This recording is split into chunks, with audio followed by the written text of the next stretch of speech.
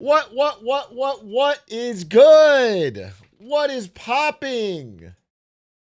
Mr. Go Live on a Sunday. You can't beat that. Oh, wait. Dude, for the first time, it's fucking cold in here. Because the air conditioner's too good. Hello. Welcome to the broadcast. Samuels, thank you for the 7 months. Averside, thank you for the 36. Lavi Liam, thank you for the 43. Bro, I'm freezing. I'm fucking chilly. XD0, thank you for the 5 months. Sky Clan, thank you for the 16. Damn, a 50 month? Jesus Christ. Good to see you. Good to see you. I was instructed to type glizzy in the chat. What does this mean? It's a secret code. You'll get it. One day, when you're older, we'll explain it to you. Okay? You're not quite at the level. I just stumbled upon the fact that if AirPods was its own company, it'd be bigger than Nike. It's rather fascinating. That is rather fascinating. That is fascinating. Honestly, if I knew a fact like that, I wouldn't hesitate to repeat it. Because even if some people have already heard it, it's worth sharing again. Because it's so interesting that, like, spreading it out into the world is a good thing you could do. So that's just my opinion. Did you know if Enron was its own company, it'd be bigger than NVIDIA? Well, that's not true. Otherwise, they'd be suing me. But they're dead. So they can't. They can't do shit to me. Wait, what the fuck is this? Wet Sigs just hit a 5-stream streak? What is this shit Twitch added? Wait, it's got streaks now? Wait, can you guys see this when I pop it up? Wait. Oh, it doesn't show it. They got login bonuses? Well, that's so stupid. That's so stupid. You have streaks now? How long has that been around? I just noticed that. That's the, well, you guys have seen it from your side, okay? But on the streamer side, this is the first time I've seen it in my sidebar. Like, it shows me my subs and it shows me my streaks. Oh, 7-stream streak. Oh, had 40 plus. What if I do a random stream for like 2 minutes on a fucking Tuesday morning? Did you just lose your streaks? Is that how that works? If the streamer just does one fucking stream for like 2 minutes, it just breaks all the streaks? That's stupid. That's stupid. I only stream for 2-3 hours. There's like no way you can get a streak. You watch the VOD, it saves it. They added a way to keep your streak by watching the VOD. That's crazy. That is crazy. They super gamified it. That's really funny. I didn't know about this. Big Flux, thank you for the 68 months. Endeavor, thank you for the 17. Turbo Chevys, thank you for the 6 months of Prime. Do you think if we bumped each other into a cafe, we'd fall in love? I'm married. So no, I don't think, no matter how you bump me in a cafe, I'm going to fall in love. I'm in love. I don't really, I'm not looking, but I do think you, as an Atrioc chatter, well, your name is Ronnie Rimjob. Honestly, I feel like you appeal to a very certain type of individual, and I'm not about it. So I wish you the best, though. I'm sure there's someone you bump into that's going to be head over heels, and I think you're going to find true love. If my parents were any indication, married people can still fall in love. I'm sorry to hear that. I'm sorry to hear that. A little trauma dump, okay? A little post-Thanksgiving trauma dump from Hat Matter. You know what? They're happy, though, I'm sure, right? Okay, it all worked out. Atrioc only falls in love in Chili's with LeBron. I like Chili's and I like LeBron. You don't have to mash all my interests together into one smorgasbord, okay? I am a big fan of LeBron James. I'll say it. Dude, I saw someone was crashing out. They were just, was it Gilbert Arenas? He had a viral clip where he was like, what the fuck are these guys going to do when LeBron retires? Half of these sports radio broadcasters only eat off hating on LeBron. When he's gone, they're going to have to fucking pack it in, dude. They'll have no content, no money. It was cracking me up. It's true, bro. All they do, they just say LeBron every sentence. He's like the third best Laker right now. He's not even that important to be talking about, but they talk about him all the time.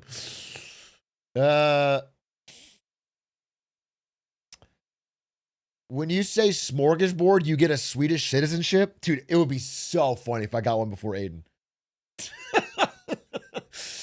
It would be fucking hilarious if Aiden shows up to Sweden and I'm already there with a fucking Swedish flag outfit. And hello, welcome to Sweden. I can't even do it. Welcome to Sweden. Well, I'll figure it out there. I'm already a citizen. I'll figure it out there. I'm eating the meatballs in an IKEA.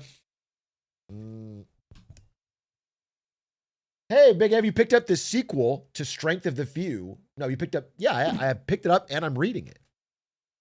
First fiction book I've read in a minute. I've been a little bit out of the fiction game. Been really grinding this nonfiction slop, to be honest. And now I'm getting into a really good, interesting fiction book. Yeah, it's fun. It's a fun book.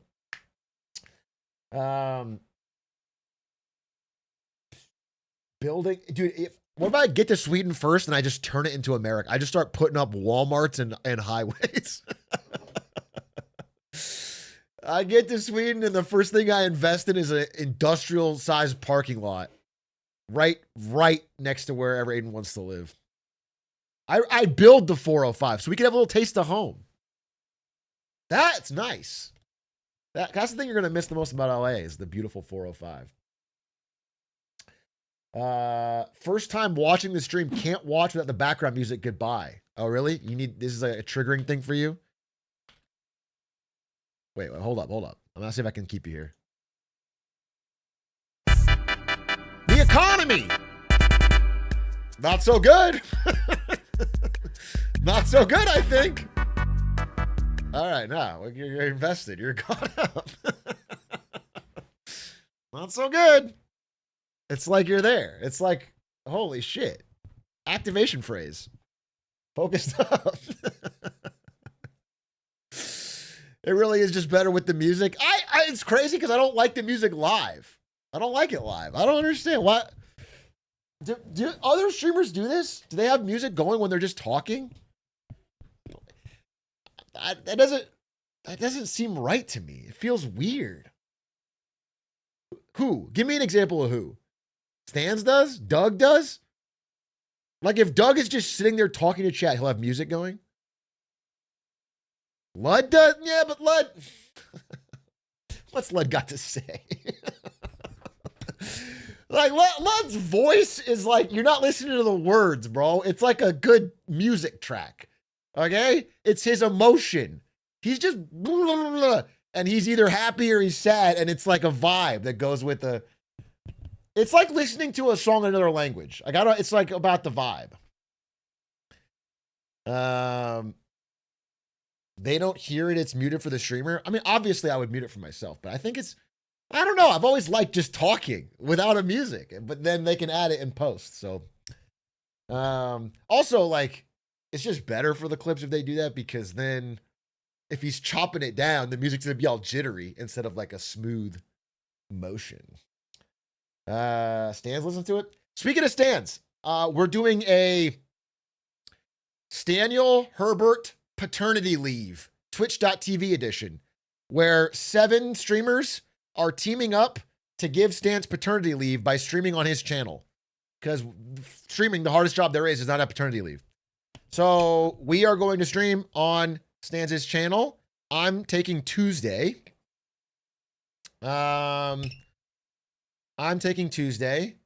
I suggested, first things first, I'm going to take a steak deal. And I'm going to gamba. Bum, bum, bum, ba-dum, bum, book, dude. I'm going to finally make a little squeeze on this streaming thing. And I'm going to do it on Stans' channel. That is the plan. Actually, don't know what I'm going to do yet. Honestly, I was legitimately thinking about doing a short presentation on why I like Stans as a friend and as a man. That's what I was thinking of doing. But maybe that's too gay. Maybe that's cringe and boring, dude. Maybe that's fucking whack. Whack playlist. So maybe I'll do the gambling thing, huh? Maybe a little DraftKings. That could be very fun. So it's TBD. It's a Tuesday, though. It's a Tuesday. I am on the clock here. I have to talk about Black Friday today, and I do want to talk about Black Friday, but I have to because Adish wants to upload it for tonight. God help me. So I will be talking about that in just a minute, but I saw this. This is a bit. Well, it was one quick story, okay? Because Dundee Doug here is getting fooled by the headline. Probably saw the headline, not even the article, on Reddit,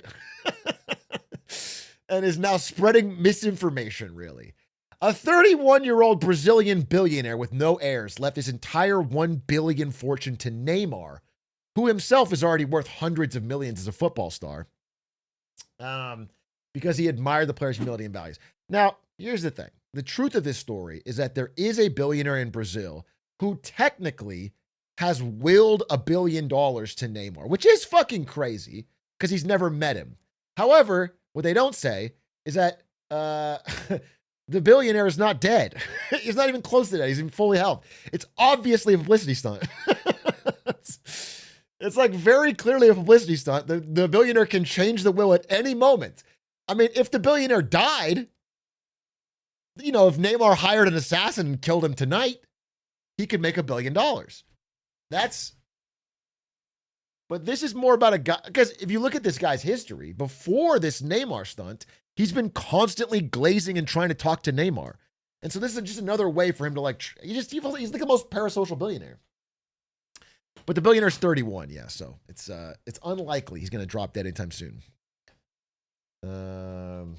That would be a fun Hitman mission, though, where you have to kill a Brazilian billionaire so Neymar can get $1 billion.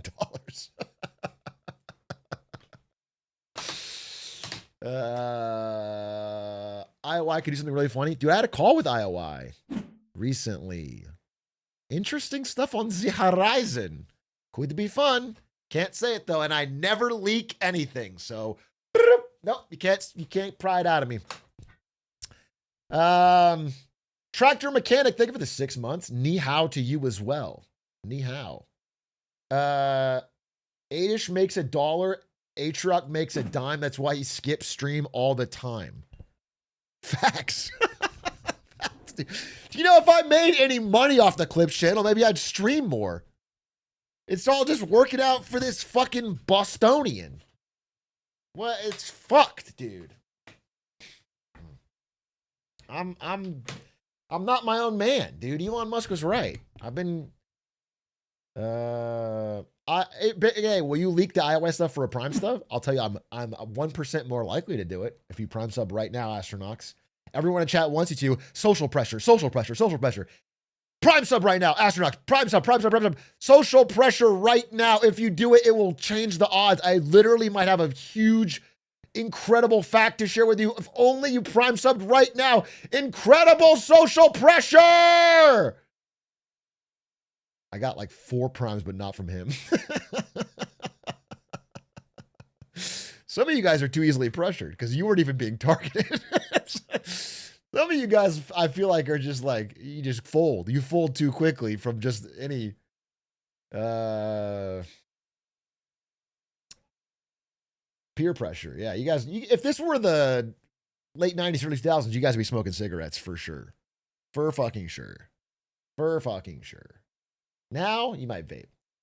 Thoughts on Trump giving Maduro an ultimatum to leave the Venezuela immediately or get blown to bits. Tirzu, great to see you. You're kind of stepping on my tomorrow topic. I don't really want to do it tonight.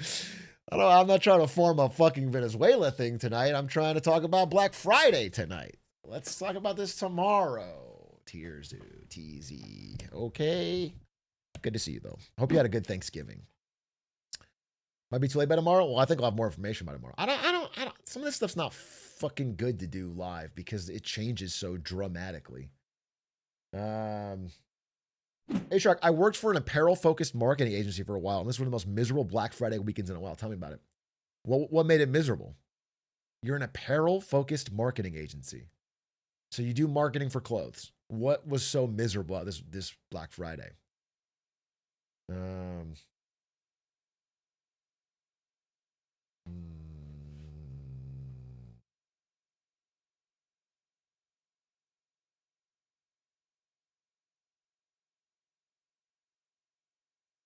Hey, Atrioc, being real here for a second. My dad has been concerned for my health recently due to the stress of grades and trying to find a job.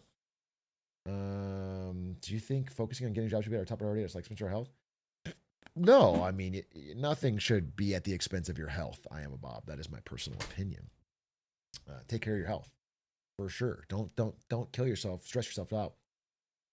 Searching, especially, I think one of the goals of this discussion, this type of discussion, is to remind you that you're not fucking crazy. It is a hard time. Where did that guy write about his thing, about his marketing agency? Atrioc, I had to open a boba shop at 7 a.m. and nobody was there for 3 hours, and then the most tiring day of my life. So that's what I heard. We're going to talk about it, but that's what I heard, bro. I heard that this Black Friday in person, we'll talk about all sides of this, but in person of it, pretty empty. Pretty empty. I don't know if any of you have any retail jobs that work Black Friday. I interviewed a Home Depot employee. Actually, let me paste his screenshot into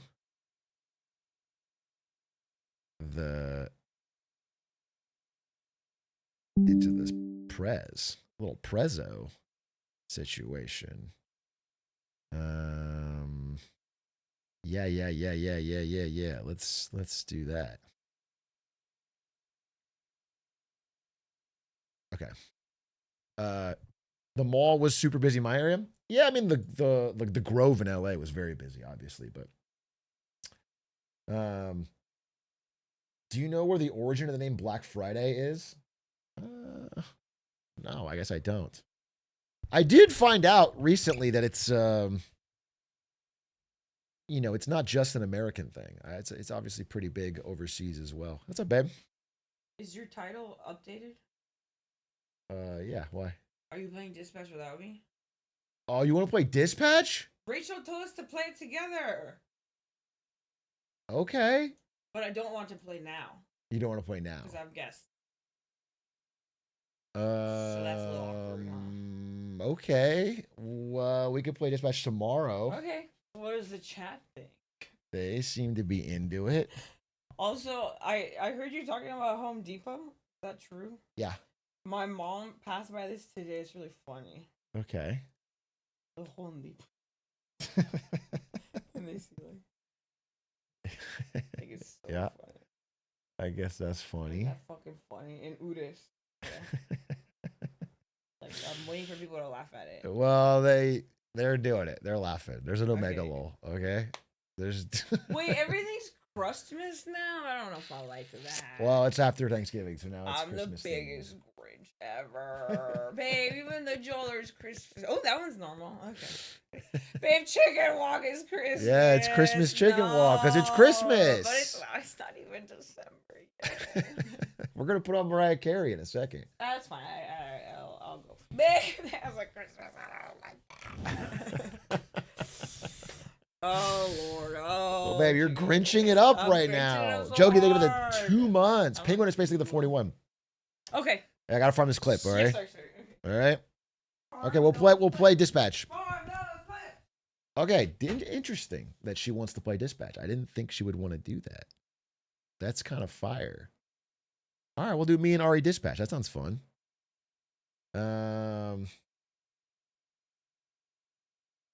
They named it after Atrioc because he's the Black LeBron. They named the Friday after Thanksgiving after me, Black Friday, because I was the Black LeBron James. I can't find a fault with that logic. I want to disagree because it sounds wrong. But when you dig into it, it's like every part of it is true in a way. So I don't know. You might actually be onto something. Damn. Okay. I swear to God, I'm not crazy. This is the first time they've ever put stream streaks in the sub feed. Cause it's like sub 19 stream streaks, sub 19. All I'm getting is Happy Sloth Live has a 5 stream streak. A 5-stream streak isn't even that crazy. With me, that's like a month of streams. It's like, oh, wow. Yeah, it's like not even that crazy. Bro, you might have barely watched through 5-stream streak. I don't think that's anything. It had to be much longer than that to be. It shouldn't be in my feed for a 3-stream streak is in my feed. How do I change this? That's absurd. That's a disgustingly. That's too easy. It's just gonna fill up with dumb stream streaks. You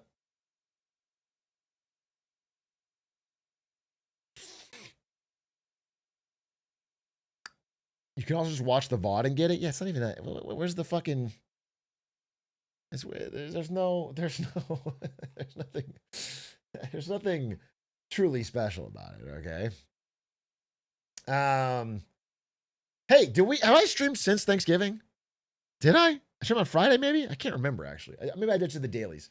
I want to ask how everyone's Thanksgiving was and their Black Fridays. I wanted to ask their Black Friday. Specifically, did you guys shop? Did any of you get any deals? Did you do any shopping? Because that'll set up what I want to talk about, and I do want to know.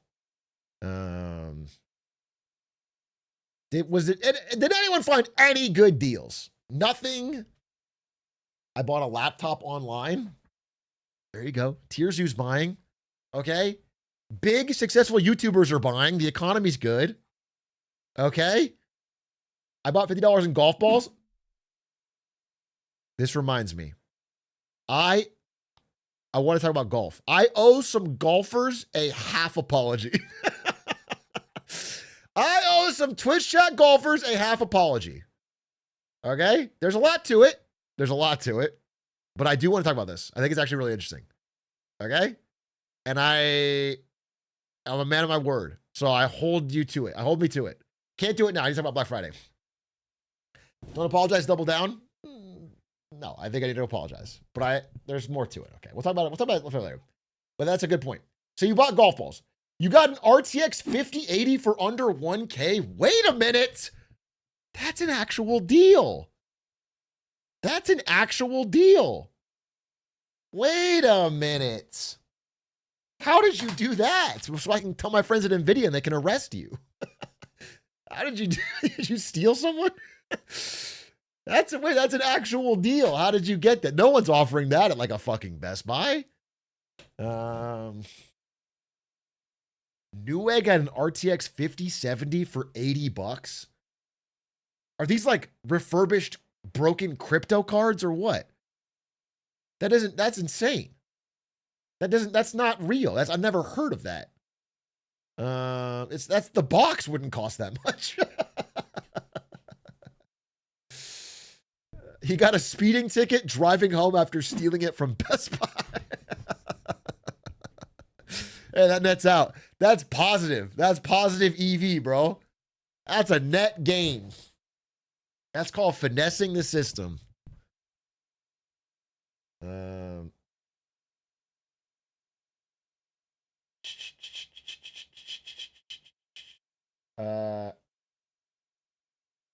I bought a flight from Europe to Asia for 200 USD. They don't do Black Friday deals on flights, do they? You just got a good deal on a flight. I never heard of Black Friday for flights. If anything, they upcharge because it's holidays. If you have a gun, they do. Actually, I don't think they do. I think that's less likely. I went Black Friday shopping for the first time and got a laptop 40% off, a buy one get one gift card for this fancy massage place. Not the handy kind. You did not need to specify. You said fancy massage place. I assumed you were just getting a nice fancy massage. And some gifts from my preg friend. Thank you for almost too much information, Michael Preston. But it sounds like you had a banger Black Friday. It sounds like you had a banger Black Friday. I got what? I got one of the Cards Against Humanity prizes. Doesn't Cards Against Humanity do like Black Friday and they increase the price. That's their whole fucking shtick. They do like a Black Friday flip. Ludwig does that. No, but I think that's a Cards Against Humanity thing. Like originally. I feel like Black Friday's only worth it with smaller brands, seen some good sales. Dude, okay, I got something I want to say. This is gonna sound crazy, but hear me out. I have an ever-growing suspicion that almost all small brands in America have just turned into AliExpress repackaging stores. The concept of small business in America has turned into just drop shipping. We don't have small businesses making things. We have big businesses importing things from China, and then small businesses importing different things and reselling them from China. And the reason is I used to be a really frequent Etsy guy. You can get a lot of homemade gifts on Etsy that I really liked. And now that I've used Etsy more, especially lately, it's like more and more obvious drop shipping. And they make it seem like it's like a homemade thing or a handmade thing, and it's all drop shipping, which is crazy. I'm not saying they all are. Again, I think hopefully the plushie I got for Ari was, had a little handwritten note saying I'm from the Ukraine and this part of this is going to the war effort. I was like, all right, well, maybe they're totally faking me, but she notices it was hand stitched.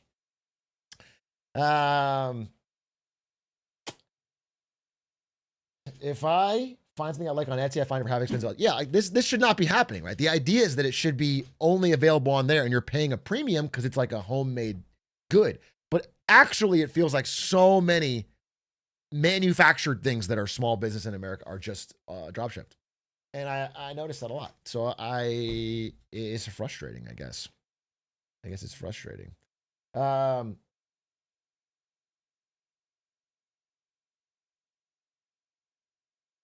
This is a really big problem with jewelry. Every time I find a brand, I have to go through AliExpress, check if it isn't a dropshipping place. Yeah, I didn't know. I'm not a big jewelry shopper, but that sounds correct. It's pretty insane. I went to a vape store when I was planning to quit, but they were doing BOGO and I bought 4. Let's break down what you just said here. You were planning to quit vaping, so you went to a vape store on Black Friday. And they were doing buy 1, get 1, so you bought 4. Do you have a total of 8 now, or did you just buy 2 and get 2?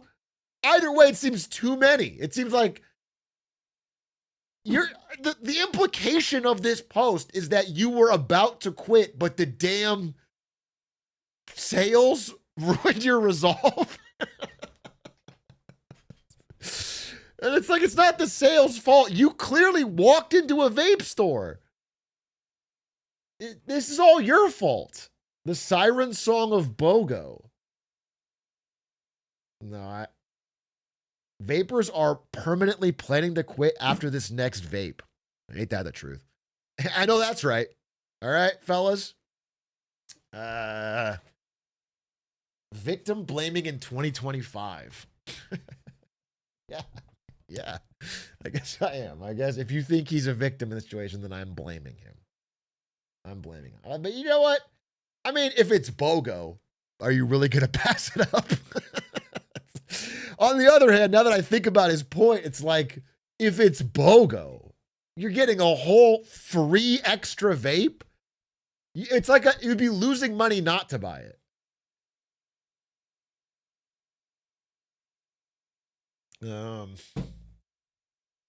So yeah, I can see your point. I can see your point. It's not, it's not politically correct, but you're onto something.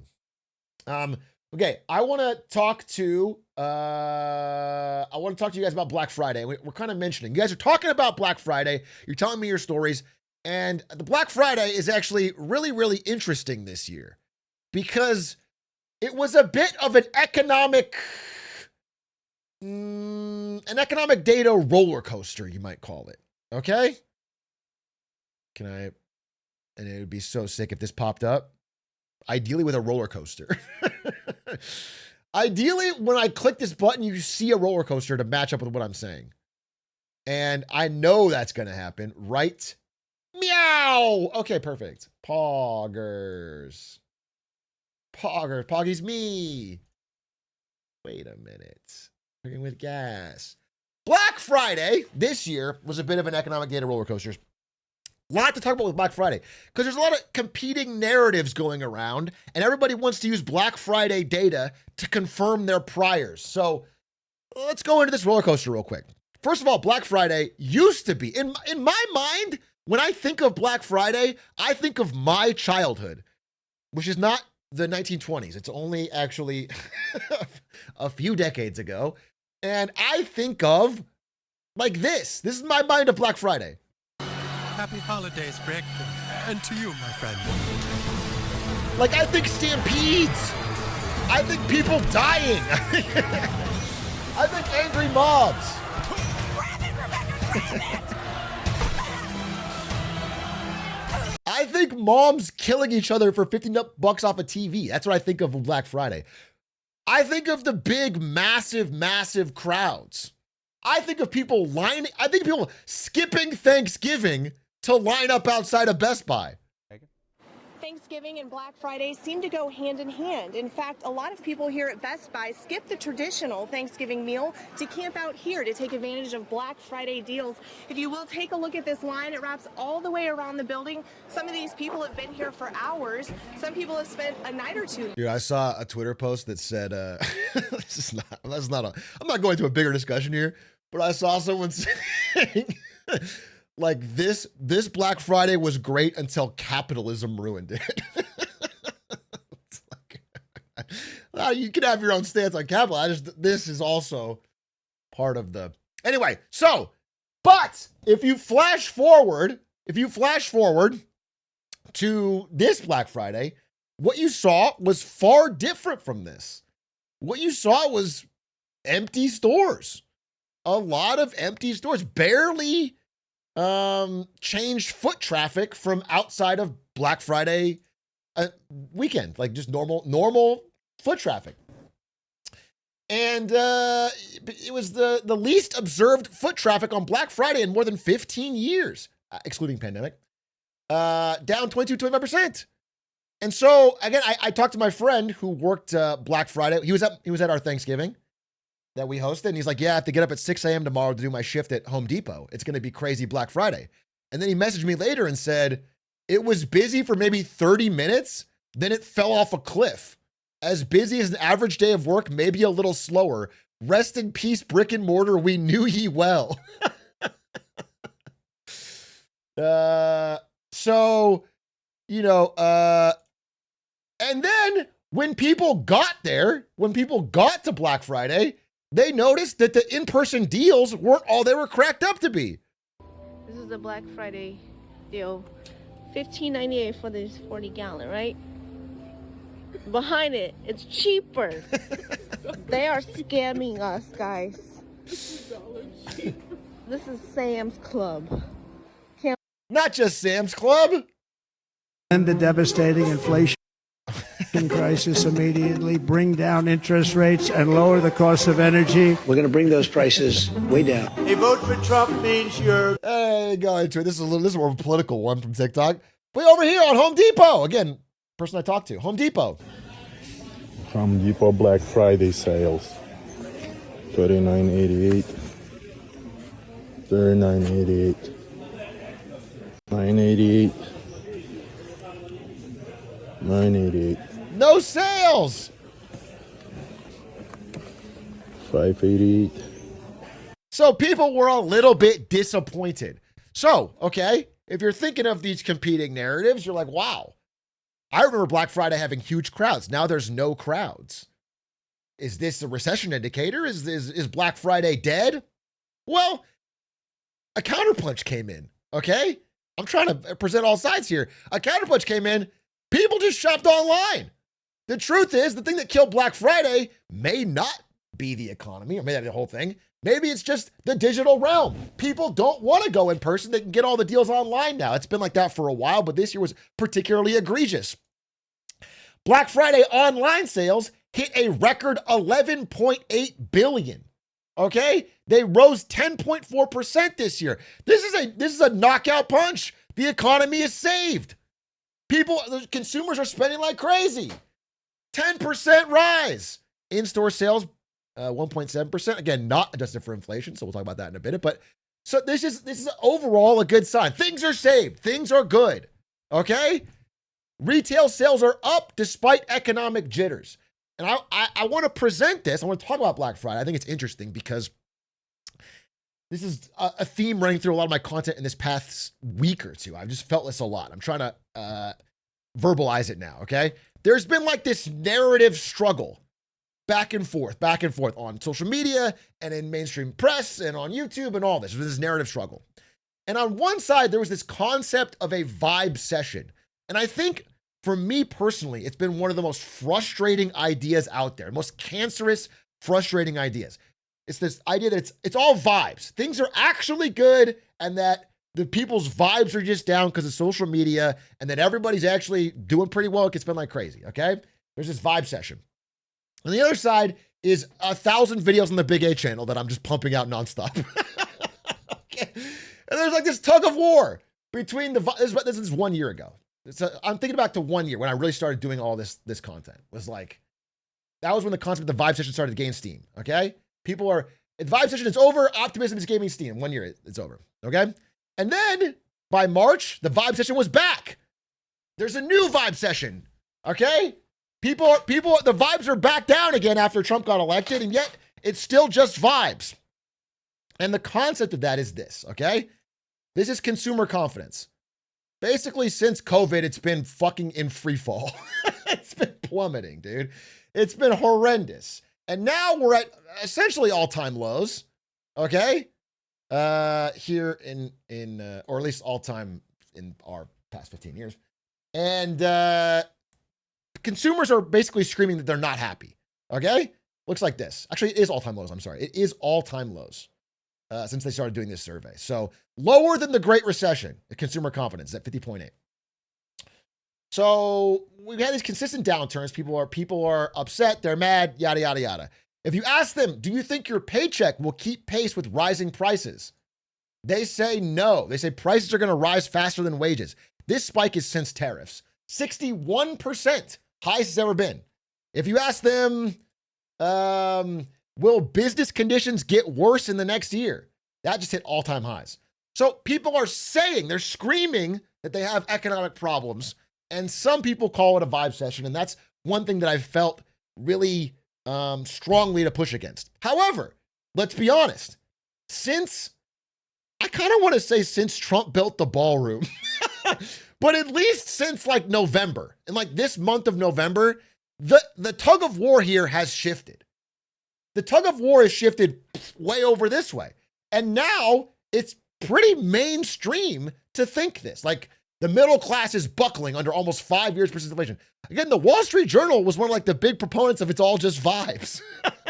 The Wall Street Journal had an op-ed saying like, the affordability crisis is a hoax. It's all made up and like you could, okay? So now everyone's saying economic anger once again punishes the party in power, November 5th this year, November 21st this year. Scraping for crumbs, November 24th this year, okay?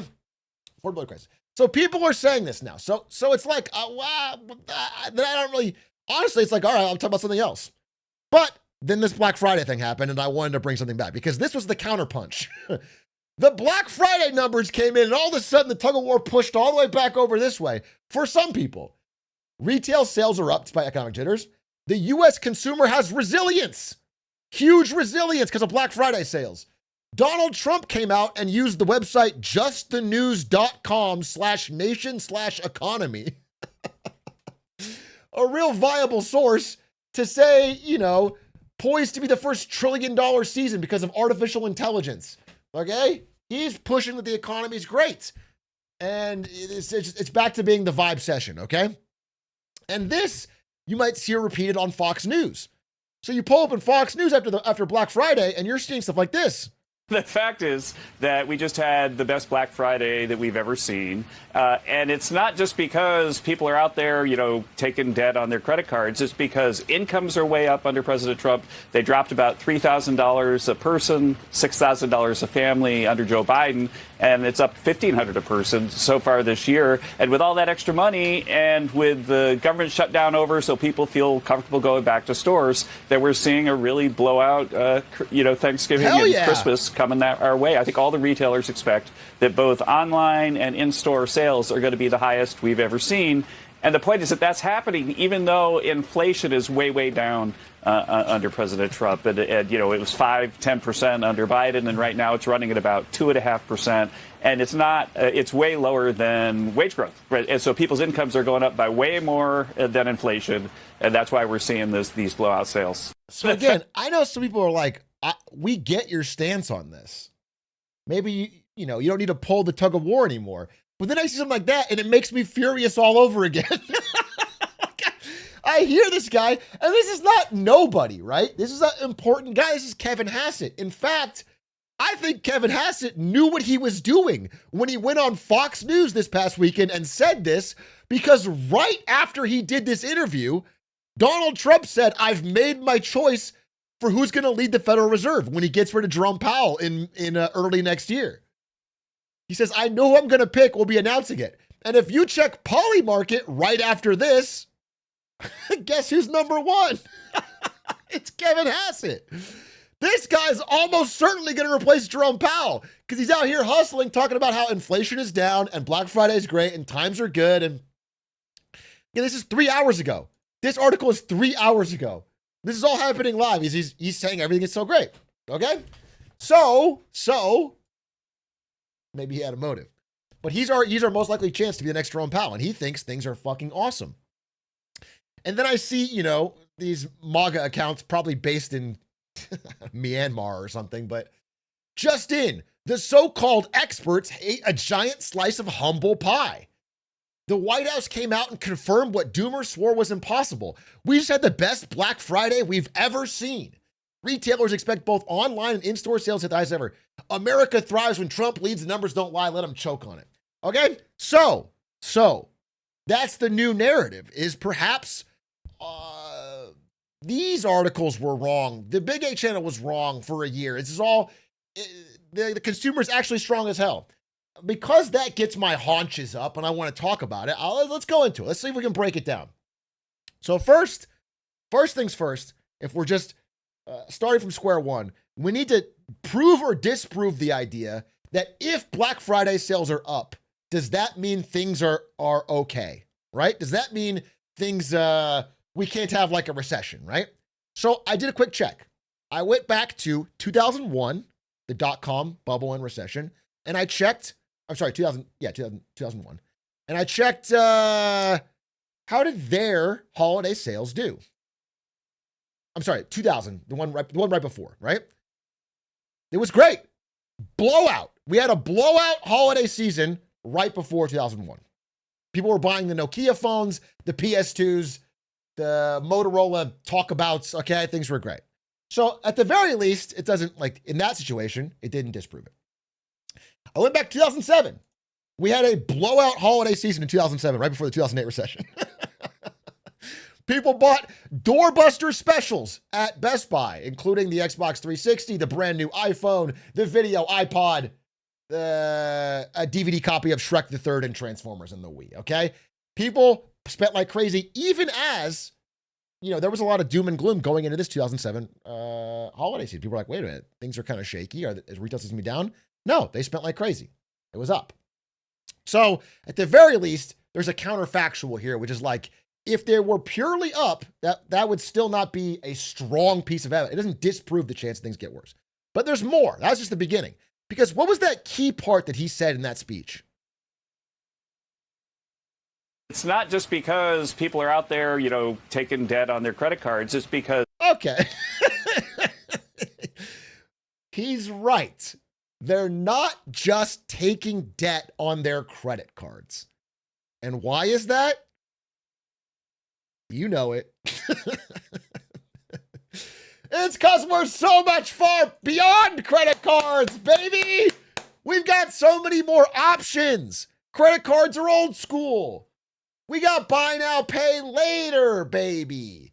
Now, the fact is, whether it's credit cards, whether it's buy now, pay later, whether it's like a HELOC out of your home equity, whatever it is, Americans are saving less than they have in a long, long time. We're at a low personal savings rate. It's been trending down for a very long time. Okay. We had a massive spike during COVID. That's when everyone felt like they had more money and they're a little bit flush. And now they've evaporated those savings and they're back to a relatively lower than pre-COVID savings rate. Okay, so buy now, pay later is the name of the game, BNPL. And what's interesting is I decided to look at the buy now, pay later data from this Black Friday. Interesting, interesting facts. Okay, so Black Friday sales are breaking records. We know that. However, according to the same company that gave us this data, they also said many shoppers are relying on buy now, pay later. How many? How many shoppers? Let's look into that. So remember, online sales rose 10.4%, while buy now, pay later plans had an 11% increase. Interesting. That's interesting. So we had 11% increase in buy now, pay later and a 10% increase in online sales. 20 billion online through BNPL. Additionally, while most BNPL users are Gen Z and millennials, that's where you might even say the bottom end of the K are spending, we are seeing even elderly people start to use it. Someone in our Discord dropped this little story. I went to visit my parents. They're on the older side. One of them had 7 active Affirm loans. She thought they were 0%. They were over 30%. And this is what's interesting about this year. And this is why we've talked about BNPL for a while, but the huge surge in BNPL for this holiday season, making up a big part of this retail boost, is extra spooky because this year is the first year that it's going to reflect in your credit score. For the first time, BNPL missed payments or non-payments starting this holiday season reflect your credit score. So everyone that makes these huge holiday splurges around Thanksgiving and Christmas will in early 26 start to feel that. That's going to start to actually be reflected. 41% of BNPL users made late payments in this past year.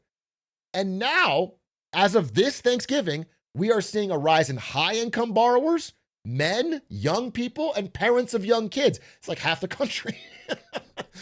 Okay? So it's a huge underpinning in this so-called retail sales surge. People are shopping online, they're using a lot more BNPL, and they're saving less money than they have in a very long time. Rich people, the top end of this K, we talked about the K-shaped economy for a while, are the ones spending. If you break down again this retail sales boost, a large part of the extra spending is coming from people who are relatively well off, people who have assets. Home prices are up, stocks are up, they're feeling good, they're spending like crazy. Everyone else is cutting corners. Now, it's interesting they use Target in this photo because that is poorly chosen. Because Target has done absolutely dog shit this year. Target has done horribly. People aren't shopping at Target. They had a terrible Black Friday, online and in person. All of their customers, even the wealthy ones, are shifting to Walmart. Walmart is getting a bump from a surprising cohort, wealthier shoppers. Walmart sees higher income shoppers as a key to holiday sales growth. A growing number of affluent customers are shopping at discount stores. Wealthy people, and I'm not saying the wealthiest, I'm not saying Jeff Bezos here, but people who were upper middle class are now trading down from Target or higher end stores to Walmart to look for deals, okay? As the top end of the cake gets a thinner and thinner slice. There's only more and more people feel that they're thriving. Fewer people. And so, finally, I want to talk about the third part of this headline number. Again, I just have this big drive to look into so-called good headline numbers and see like what is really propping up this confident claim you're making. Okay? So Reuters, this is the big headline that that Fox News is talking about. AI helps drive record 11.8 billion in Black Friday online spending. It is a record, and I guess AI helped. I looked into this, and all I could see was like Amazon Rufus, and I think Walmart had like an AI assistant. I don't know if they actually helped. I mean, did any of you use Rufus? Rufus is like the little dog that talks to you when you're shopping on Amazon and tells you to buy things. I don't know if that changed people's shopping habits. It's possible that's part of it. That feels like a narrative, right? But okay, so I'm reading this article and it's like the headline's like, wow, that's pretty good. It means AI is super helpful and everyone's spending more. But if you scroll down, it's a long article. If you scroll down, they kind of bury the lead because the most important line of this article comes like 3/4 down. And it's this. Okay, so actually, consumers purchased fewer items than last year. Prices went up by 7%. People actually bought less stuff. Like this Black Friday, people are just buying fewer things, but they cost more. So, of course, the headline number of spending will be higher. But like this really changes everything. Like this is an entirely different story. That's an entirely different story. And especially because, if you're claiming a certain level of inflation, but we're seeing 7 to 9% rises on Black Friday items, then it's, at least on those items, they're seeing much higher than wage growth inflation. So adding this all up, we saw like 3 major things here, right? We saw, the headline number was seemingly mostly driven by a top end of the K spending.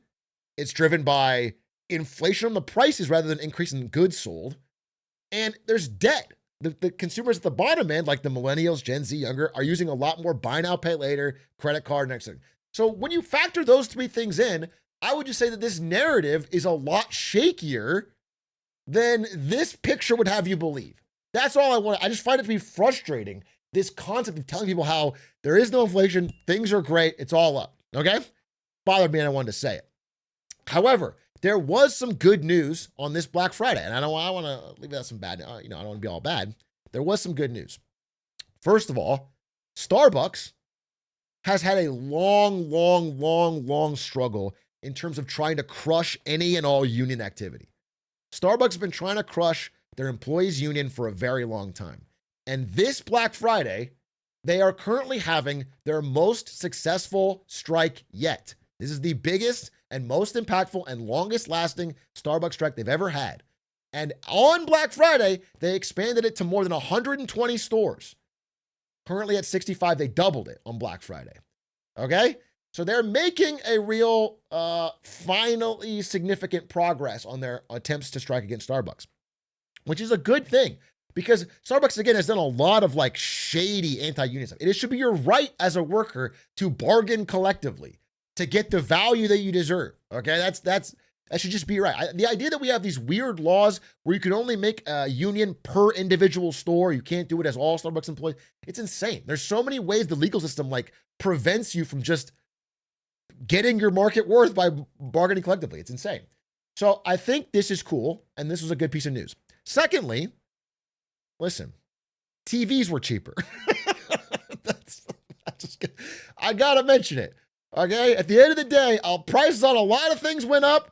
Prices on TVs went down. People got good deals on TVs. If there's one thing our society has gotten really good at, it's getting you a big fucking flat screen at a pretty good price. And I can't let that be unsaid. Okay? TVs have been cheaper and they got cheaper this Black Friday. If you want a big TV, you're probably in a good spot. And the third thing is not only were TVs cheap, America loves making good deals for TVs. And there was one truly great Black Friday deal. And I'd be remiss if I just did the bad part of Black Friday and didn't mention there was a truly great Black Friday deal, AKA the Walmart Mac Friday deal, where they made a gigantic TV-sized mac and cheese. A TV-sized Kraft mac and cheese box that contains 64, I think? 65? 65 different boxes of mac and cheese This sold out in seconds. A truly great deal. The system is saved. George Washington died for this. So listen, there's two different sides of this coin for Black Friday, but I just don't want you to get caught up in some headline numbers or headline. I just wanted to give you a little bit of a deeper dive so you can talk with a little more confidence about what's going on with Black Friday, so we hear what you see. Thanks for watching. Okay. Did I say 6-7? Fuck me. Fuck me. I wish I hadn't. I wish I hadn't.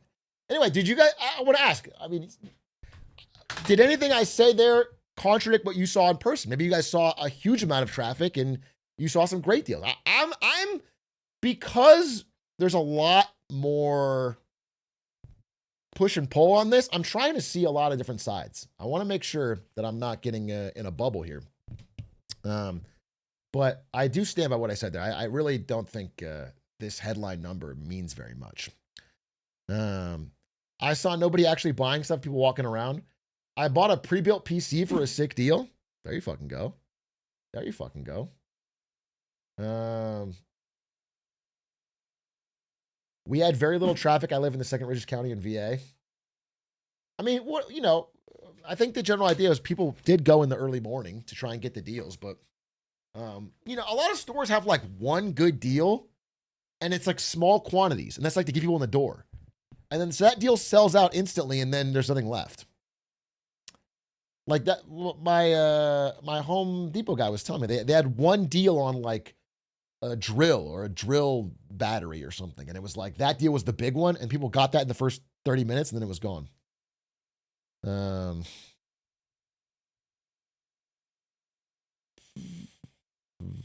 The ski winter store gear near me, there was so many people. Deals were good too. So this feels though like a top end of the K type beat. You know what I'm saying? Like people buying skiing gear are like probably pretty well off. They're probably shopping like crazy. That's probably where all this billions comes from. Is like people that can afford that type of shit. They're probably doing great. That does not surprise me. Again, there's still $11 billion that moved. You know, it's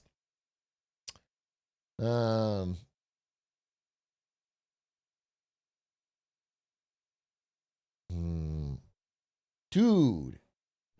First of all, there's a Costco store called BJ's. I did not know that. It's called BJ's? Feels crass. I guess that's the only way you could outcompete Costco. You got to throw in a lot to get people to switch from Costco. That I can see how they do it. They had PS5 dual senses for $35. Yeah, pretty good.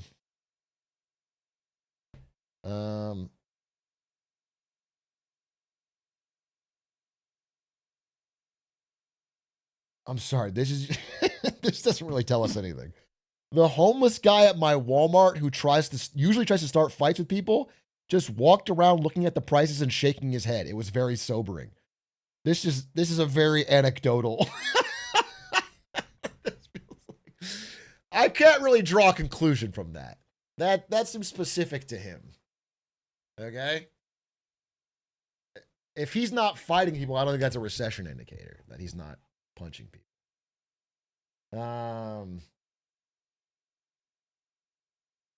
This is a lot about society.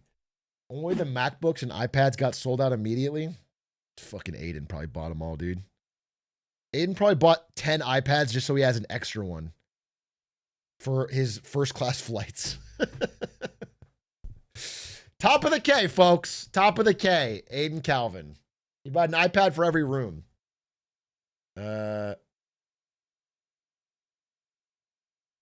I saw an article that said it was a higher total dollar amount, but less overall number of products. Inflation made them.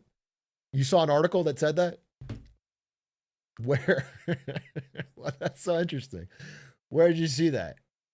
Was it on the screen 48 seconds ago?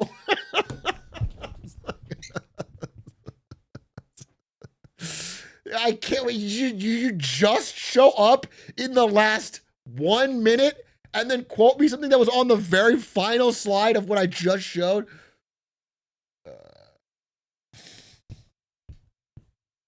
Thank you for that. Thank you. That is helpful. Scrolled Amazon, saw no new deals, and went back to bed. I did the same. I mean, I didn't go back to bed, but I scrolled Amazon. I was trying to find some deals. Listen, I've got a Christmas shop. Bro. I got to figure out gifts. I pride myself on being a good gift giver. And I'm drawing blanks this year. I don't know what to get anybody. We need to do a fucking gift giving stream. Maybe we'll do that tonight, actually. Wait, guys, gift ideas. I can't do dispatch because Ari wants to play with me. What's a fucking good gift, bro? Enron hats to everyone. I know what I'm getting my editors. I know what I'm getting my editors. Wow. Enron hat straight from my garage. No dispatch. Ari came in here and said, play dispatch with me tomorrow. So I'll do that. I want to get... my little sister sent me some Amazon links. Wait, like she wants... Like she sent links for gifts she wants. I hate when people do that. It takes the joy out of it. I hate when someone sends me the exact gift with a shopping link. Because then I'm just like the pay pig that hits the button. It doesn't feel... I'd rather get I mean, this is not fair to them, I guess, but I'd rather get a slightly worse gift. But it feels like I thought about it. It's straightforward. I can see that it's like more correct. It's more physically correct, but emotionally it feels wrong. Like I just want to, I like the look in someone's face when you get them a good gift they weren't expecting. That's the coolest thing you can do. It's hard, but when you do it, it feels great. And my favorite, like I got my friend Toph, you might know him from the S3K video. He and I used to always sing karaoke of the song Dead and Gone by Justin Timberlake. And I got him a gift of a big mug that has the album art from Dead and Gone, and it says, "Sorry, I wasn't listening. I was too busy listening to Dead and Gone." It's a stupid fucking, but I got it for him, and he loves it. He sends me a picture of that mug for like 3 years straight now. Okay? It was not even that expensive. It was just a fucking but it was like a memory. Okay? And I feel so good whenever he sends me that fucking picture.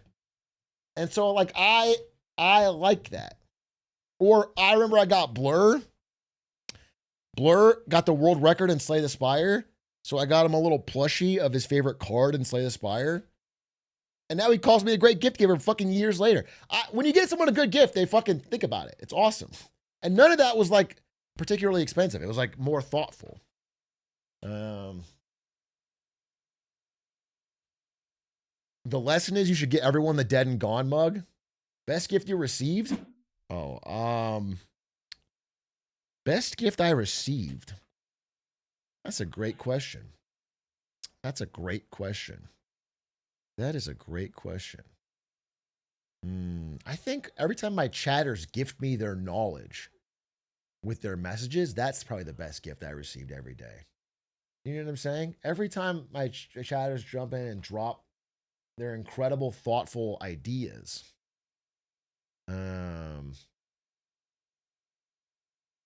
That's probably my bet. Like, I love when I'm playing a video game and they tell me the solution to a puzzle I'm working on. It's like, that's so thoughtful and nice of you. That is one of my favorite things. No, I don't know. I mean, I think the most expensive gift I ever got was from Ludwig when he bought me that damn watch. The off-brand watch. It was cool because we all got one of the seasons, and so we still wear those watches, and it's fun. I like that. I don't know. I'm trying to think of like a gift that like really stuck with me. Like a sentimental gift that really stuck with me.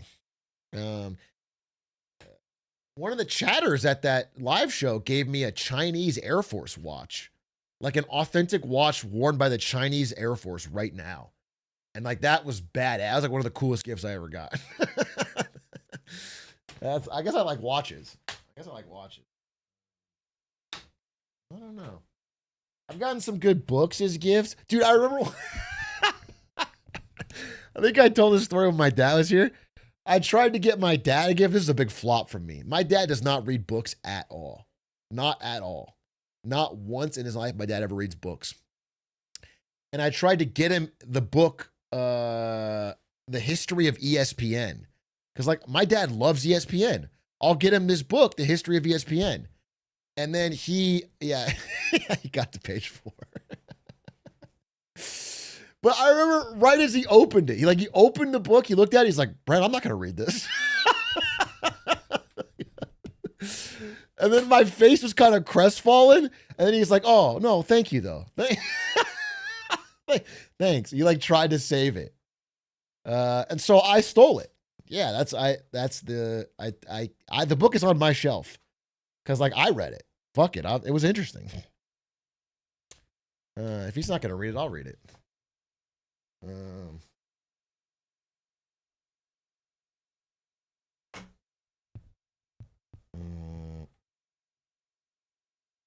This year, buy him the audiobook.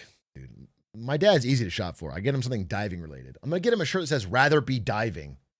And he'll go fucking crazy for it. He'll wear it every day. My dad's 100% diving pilled.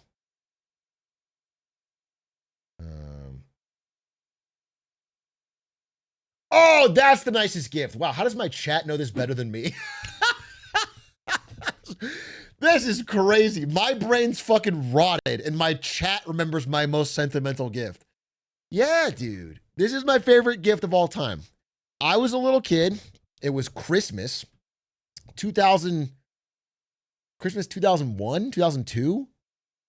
And we had just moved from Florida to Germany, living on the military base. And it was the dead of winter in Germany. It was snowing every day. I was miserable. None of the kids on my street spoke English.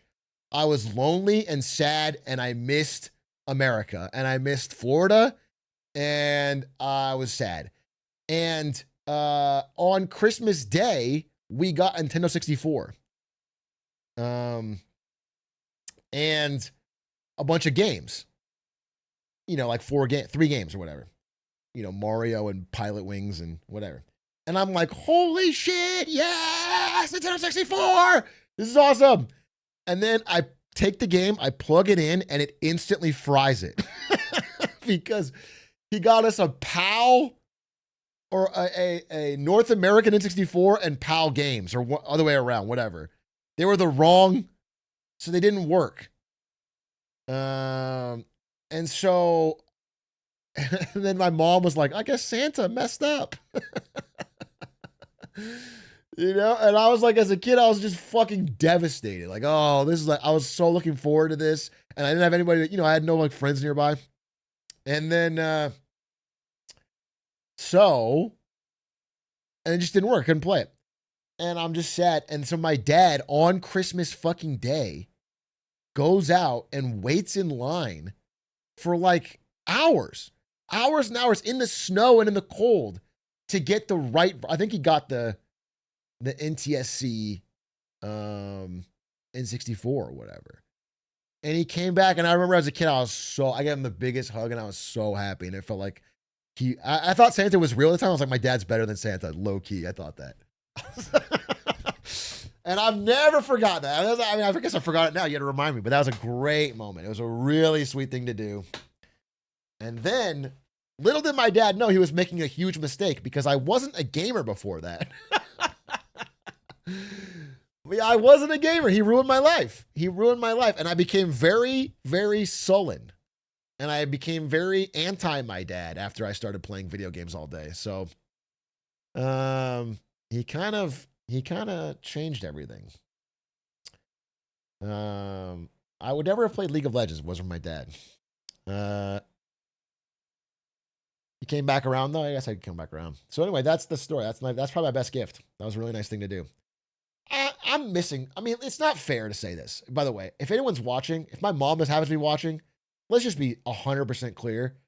that 99% of every Christmas every year is my mom's work. It actually is not fair for my dad to get the fucking best gift thing at the fucking end of the line. When I think back on it, listen, full credit, because that was a really nice thing to do. But the fact is, like, month in, month out for decades, my mom's been putting up Wilt Chamberlain numbers. And my dad got the buzzer beater. Okay. He got, like, the fucking final shot and everyone's cheering. But, like, she's been putting up numbers. I mean, she's done all. She decorates the Christmas tree. She makes everything look nice. She makes the stockings with little custom trinkets for everybody. My mom's the goat of Christmas, okay? So, you know, all things considered, it's definitely her. But I think that's just overall the great attitude she brings. I don't know about any individual little gift.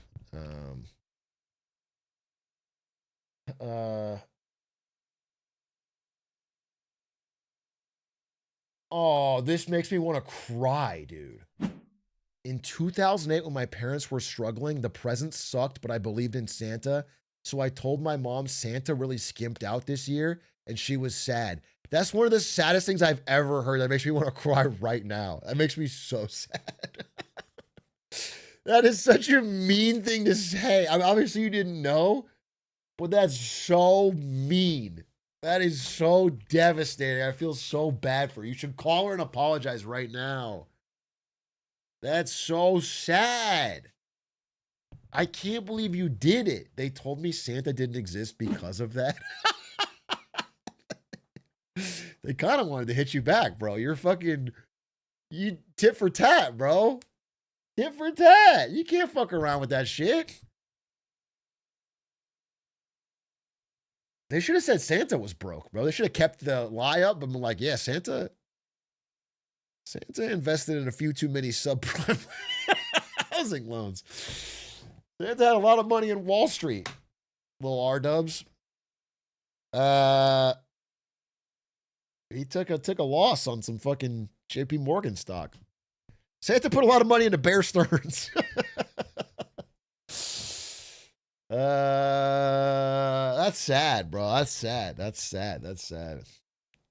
Dude, I remember this is gonna sound so mean, but I swear to God, I didn't intend it to be that way. I was a reader as a kid. I didn't get stupid till college. I want you guys to know. I was actually a very smart kid until college when I became really stupid. I used to read all the time. I was an IB in high school. I was a reader. And I remember when I was young, I was reading ahead of grade level. I was reading quite a bit. And I learned the word mediocre, like pretty young. And I was trying to impress people by letting people know that I knew the word mediocre because it's like a longer word. And I'm pretty young here. I was like 30, it's like a big deal. It's mid. Yeah. And so, no, I didn't. I was talking to my dad and I was like, Dad, your life's pretty mediocre, huh? And I remember thinking, I thought he was going to be like, damn, you know that word? I thought he was going to, I was just saying, I was trying to work it into a sentence. I just thought he was going to be so impressed. And instead he looked so sad. And I felt so bad instantly. Instantly, I felt so bad. But I think about that today. This has been 20 years probably. And I think about it today. I feel how bad I felt all day. I've already told him about this story. I've told him and I've already apologized. But it's just funny because I didn't even think, like, as an adult, like, you'd never want to hear that. What a mean thing for your kid to say. But as a kid, I swear to God, I thought he was going to think it was the coolest thing. I thought he was going to be so proud of me for, like, working that into a sentence. So, you live and learn. So anyway, R-dubs, you're not the only one who's gone too far.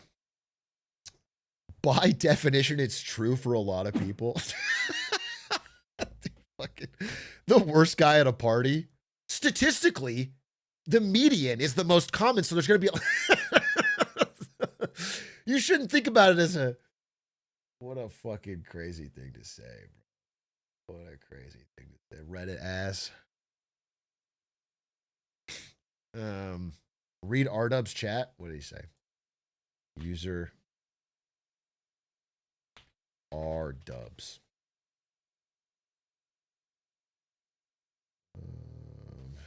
User R Dub. You have two D's? R Dubs. Reminds me of another story. We learned Christmas carols in school, and there's one where they say gay, but it means happy. I did the same thing where I tried using it and asking someone if their dad was gay, and I got in trouble. Okay, Arlev, I just think you know what you're doing both these times now. I think you knew what you were doing when you called your parents broke, and I think you knew what you were doing when you were calling your friend's dad gay. I think you're a menace. I think you are a menace, bro. I think you've been classic Twitch mod behavior, bro. You're hiding behind the rules. You're a line stepper. Who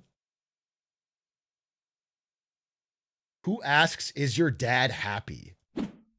Yeah, I mean, that alone is still a weird question. Hey, fellow 6-year-old, is your dad happy? What is it? What are you? That's weird, bro. That's almost weirder than asking if he's gay.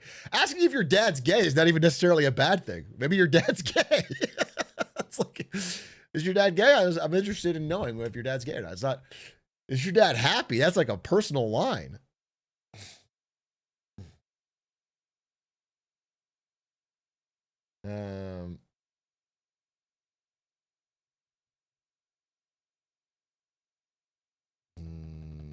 Oh, sorry, I don't want to stick to small talk. Someone asks how's the weather? Fuck the weather. Is your dad gay? Is he happy? It sounds like you're just hitting on his dad. Is your dad gay? And is he currently happy? Because if he's not, I think I could change that for him. Bouncy, think of the 19 months. Thank you for the 19. My dad told me that Santa wasn't real in Walmart because they wouldn't buy me Sonic Unleashed for the Wii in 2009 with the money I got from my grandma because they had already bought it.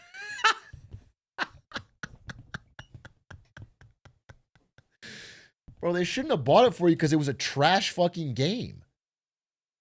Your parents should have had some self-respect.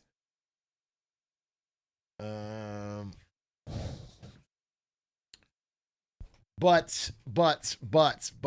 that is, it's funny to like be a parent, be put on the spot, need to come up with a lie, decide, fuck it, I'm just revealing the truth about Santa instead.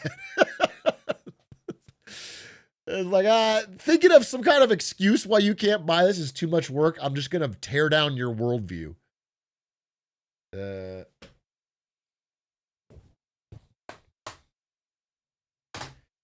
Yeah, you could have just said like, you know what? You should wait till Christmas, see if Santa already got it for you. Done and dusted. Dude, I was 12 still believing in Santa. When did I stop believing in Santa? I don't remember. 28 probably. I had been living on my own for a few years and nobody showed up with gifts and I realized the whole thing was fake. 1928, yeah.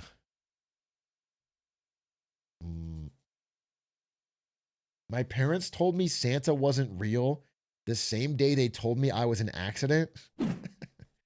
Kind of ripped the Band-Aid off that day, huh?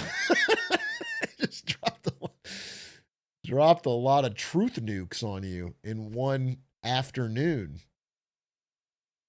A double whammy. Kind of get it out of the way. Yeah, get it all. You just get overwhelmed. That's not so bad. When I was young, I was spoiled rotten. I figured out Santa wasn't real on my own at 8 years old. I didn't say anything because I wanted to keep getting double the gifts.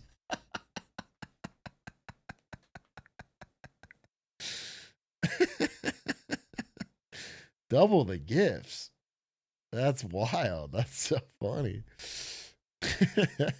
That's just smart. That's just smart. Dude, speaking of, I realize that many of the things I hate, I see in myself. And earlier when I was crashing out at people giving Amazon links for their gifts, I remember that as a child, I would make a Christmas list for my parents and I would write the URL for the Amazon thing I wanted on paper. And it would be like huge. It would be like X134Z1LY. I would write the whole fucking thing out. And I would, which is actually crazy when you think about it.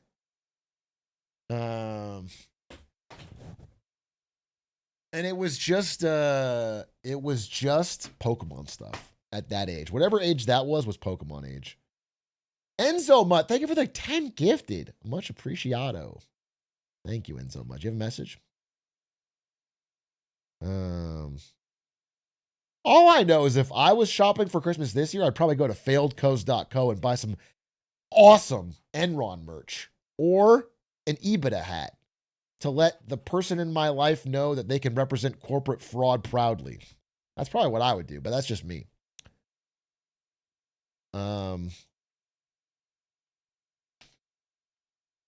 Wait, I want to see if Mr. Gifter had a message. What was your Enzo Mutt? Enzo Mutt. You said, "Hi, King." Oh, thank you. You said that 2 days ago. You haven't said anything today. You just gifted. Serious question. When are they going to ship? As you know, I personally hand make all these hats and ship them out myself.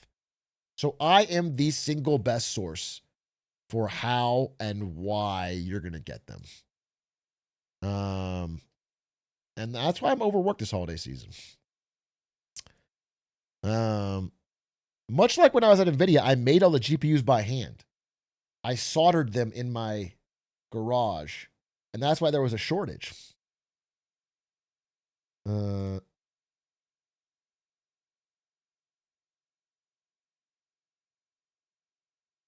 Jazz Falcon, thank you for the 5 gifted. Do you have a message?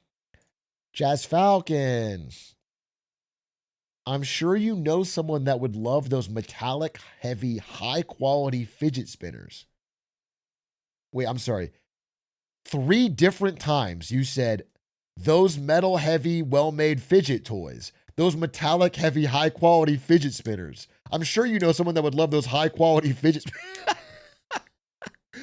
And then you drop 5 gifted. So do you truly think that would be a great gift for a guy in his 30s to his friends? High quality fidget spinners in 2025?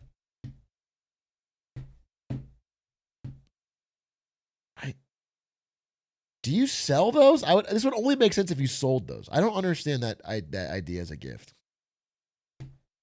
Think about the quality. I'm thinking about it. Well, high quality metal fidget spinner for adults. Okay. Like what? Like this? Wait, let me show you what I'm looking at. Like this. You think this would be a sick gift to get? I would be embarrassed.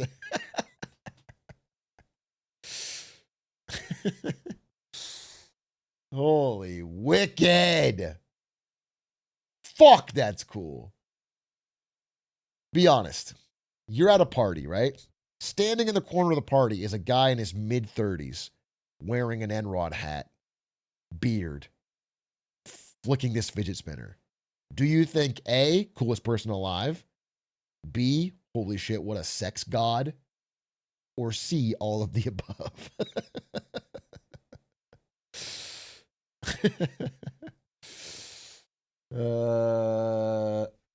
Interesting. Gonna have to buy this, I guess. Gonna have to. It's the new cigarette.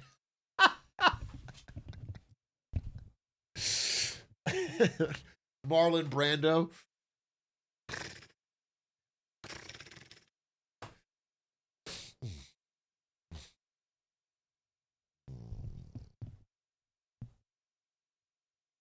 I'm just crying, imagining anyone would love me enough to get me something as meaningful as that fidget spinner.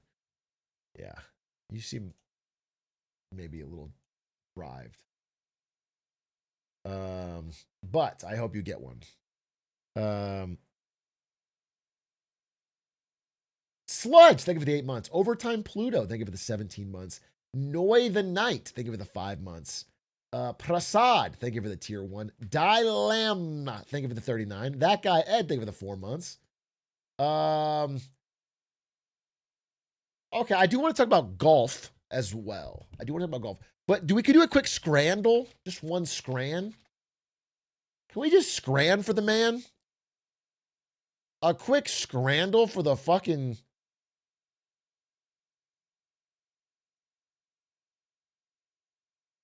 Okay. Just a quick scrandle, bro. You got to let a man scran. This is the bonus round vote. I don't care. I guess the better one is this monster breakfast baguette. Nah, the steak sandwich looks beast. That's easy vote. Okay. Jumbo hot dog. Now that's a glizzy I can get behind. Or loaded fries. I think it's the glizzy, bro. I'm tired of admitting it's not. The only thing I hate is this fucking cheese. No. I don't like cheese on a hot dog. I'll fucking say it. And I don't like this kind of melty, plasticky cheese on anything. And I'll say it too. I don't care if it sounds bougie. I fucking hate it. Okay? It tastes bad. It makes you feel sick afterwards. I don't like it. Oh, it's mustard? Yeah, I'm going with the dog then. That's mustard? I'm going with the dog, bro. A little mustard's going to make the hot dog pop. That looks like the plastic cheese right there. Because it's like so... I guess that could be... Yeah, it's mustard. You're right. It's like this part's obviously mustard, but this looks like cheese. The fries look... No, the fries look gross. What? I hate this game, bro. I hate this game. Okay, a bar of chocolate for €4. Pounds. Or a gigantic glizzy. It's got to be the glizzy. And I know what you're thinking. Atrioc, you hate glizzy. You never talk about glizzies. Glizzies have nothing to do with you. You never pick glizzies. But this is a meal, bro. This is an actual meal. You're going to feel satisfied when you eat this. This is just a fucking overpriced little chocolate bar. Okay. Beast. Lumpia. This looks fucking tasty, actually. Just the right amount of sauce, too. But the breakfast stack, low-key, is stacked. That's a lot of food, and it doesn't look actually too bad. They don't cover it in slop. This is tough. I mean, this is a great price, though. Damn, I don't know. Wait, this is an actual fucking tough one. This lumpia looks pretty good. Like, you're not going to regret getting this. But also, for the price, this is a fuck ton of meat and an egg. I think it's this. Yes! Yes! Yes, dude, but they were both 80 plus. That was LeBron and Jordan. That was two goats going head to head. You hate to see it. Okay. This one, we have chicken bites and chips or Korean chicken. Well, you're certainly getting more food in this one, but this is a little bit of veggies. I mean, this looks better for you. I'll take this. Yes, dude. Yes. Okay, a cheeseburger. Pretty ugly looking. Sausage roll with a pie. Damn, this shit looks so mid and pricey. I feel like this is like gonna be the pick. Fuck, it's two baddies, but not in a good way. Two actual baddies. Damn it. Okay, I need to win out. I need to win out. I need to be 8 out of 10. I'll take a 7, but anything worse than that is instant loss. Okay. The souvlaki. A tasty looking hero, actually. This is slop. This is just pure fucking trough slop. No way. It better be this. This looks actually pretty fucking good. This is slop. God damn it, dude. Who is picking literal pig slop out of a trough? Oh, I forgot. I have to just pick the slop. I forgot. I literally have to just pick the slop. It's people that watch fucking soccer, dude. All they want is pig slop and to yell fucking slurs at players and get insanely pissed drunk and then go riot. That's all they want to do. And I need to realize that. I need to fucking understood. Okay. Okay. This is a loaded bubble waffle. It looks kind of good, actually. This is a steak and chorizo pie that has a spider in it. This looks bad, and there's not even price data. It's got to be the bubble waffle. Yes, that looks pretty fucking good. Okay. Hot dog and potato leek pie. Chonker hot dog. Insanely weak bun. And they kind of went crazy with the mustard. The pie looks very mid. Then it's true slop. Oh, dude. I don't know. I can't fathom the mind of a fucking Englishman, dude. Their taste in food is so horrendous. The footballer's worst of all. I feel like the slop might win, even though no human being would pick the right over the left. Oh, God. It's got to be left. It's got to be left. Thank fucking Christ. Thank Christ. I had faith in humanity. Restore. Ew. Ew. That makes me want to vomit. That looks actually so disgusting. That actually makes me want to yak, bro. That looks fucking disgusting. That looks like shit from a butt. This looks great. They got medium rare steak. This looks great. This looks terrible. If this wins, I'll never play this game again. If this one wins, I'll never play this game again. It makes me hate humanity. Okay, thank God. Okay, thank God. Thank God. Thank God. One of the worst cheeseburgers I've ever seen. A truly bottom tier cheeseburger. And then just the soggiest, nastiest, laziest fries. Eating both of these, you'll feel bad about yourself. I don't know, dude. I don't know. That's the saddest slop of fries I've ever seen. But I'll probably take the fries because that's a bad cheeseburger photo. Yes! Okay. 7 out of 10 is respectable. You can survive on that. It's below the median, but it's all right. If I get below 7, it's truly done and dusted. It's a livable wage. It's a livable wage. It's a mediocre score. Okay, that was fun. That was fun. I just wanted to do that. That's what I just wanted to do. 6, 7? Dude, that's fucking funny. Wait a minute. Did you guys just think of that? Wait a minute. 6, 7. That's... What if you did like a little thing with it? Wait, this is fucking... Wait a minute. Damn, you guys are funny.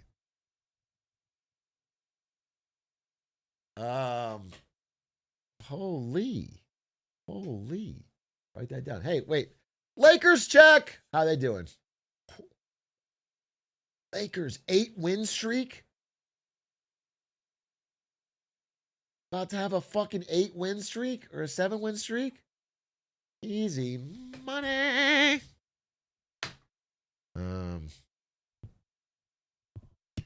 Hey, Atrioc, are you having to play a game? I was going to play Dispatch today, but I can't because of my wife.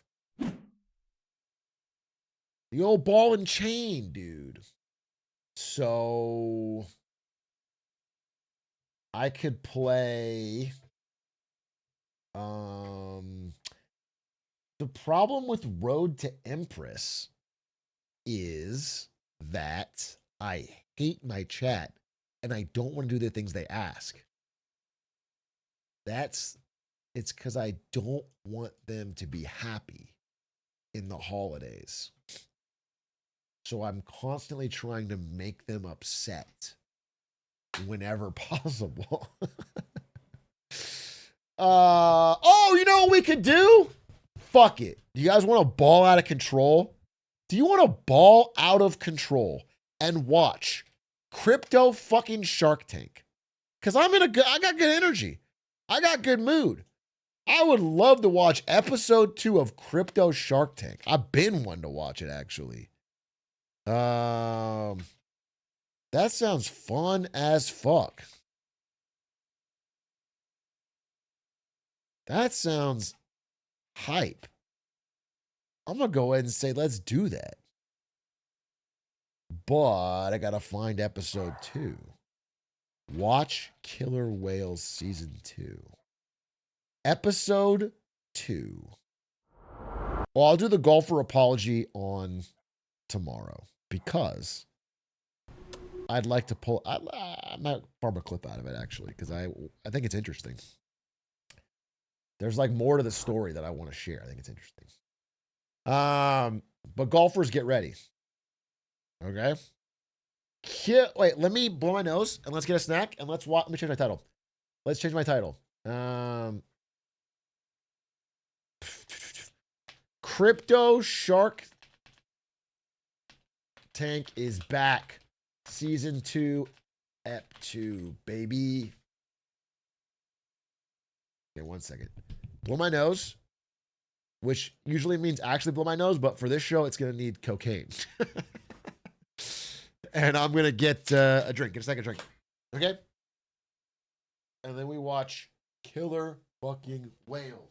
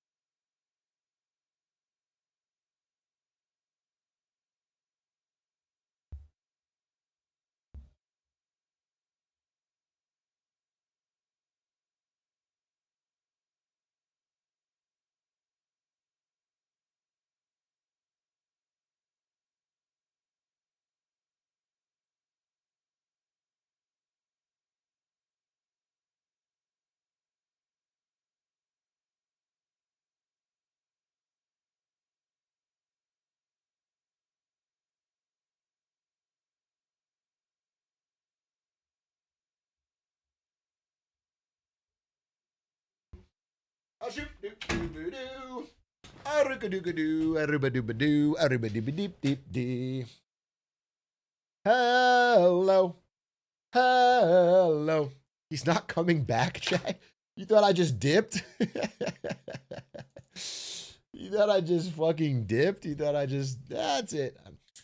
No, Maggie's. Bro, it smells like cookies out there. I was making cookies, but she's not. She just burned some popcorn.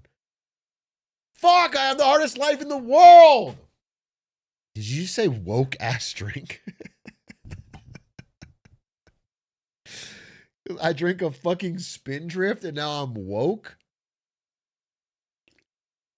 I just think I should do a land acknowledgement before this stream. That's it. I've always thought that, and it has nothing to do with my fucking drink. I think we need to acknowledge that this stream is on stolen land. It used to belong to XQC. And then we stole it from the French Canadians.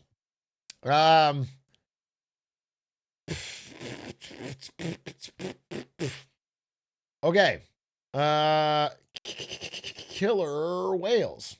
Crypto Shark Tank kicked off season 2 with a bang.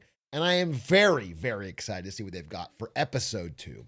How can they top a guy coming out with a Cybertruck and telling us to invest in a crypto that he admits is probably a scam?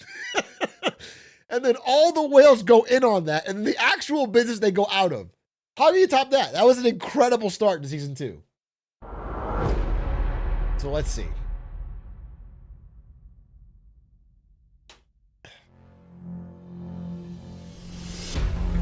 Oh, shit. Last cycle, I couldn't afford a real one, and I'll probably never be able to. What you are about to see happens daily in crypto. This is Killer Whales. Crypto entrepreneur. I like I like this being self-aware, you know, the idea that we're not going to actually be able to afford the Lambos because crypto is mostly a scam. I like the self-awareness, but by the way, this guy that we're paused on. This guy that we're paused on is a story that I can't wait to be heard told. But it kind of undermines your entrepreneurial show when you're constantly talking about crypto being a scam this season. Like last season, they were all in on crypto, and this one they're like kind of making fun of it, but you're still a crypto entrepreneur show. So I don't know. All over the globe come to Los Angeles, California to pitch their startups. At stake is $1.5 million worth of prizes, including an accelerator package from the legendary CoinMarketCap. Okay. So, how are they going to secure this bag? Simple. They just got to go head-to-head with the most intense names in the entire industry and walk away with a swim vote. I'm 100% with you on this in swimming. Or get mogged. This is a sink for... Get mogged. Is Wendy back? Is Wendy back? That's also the big question.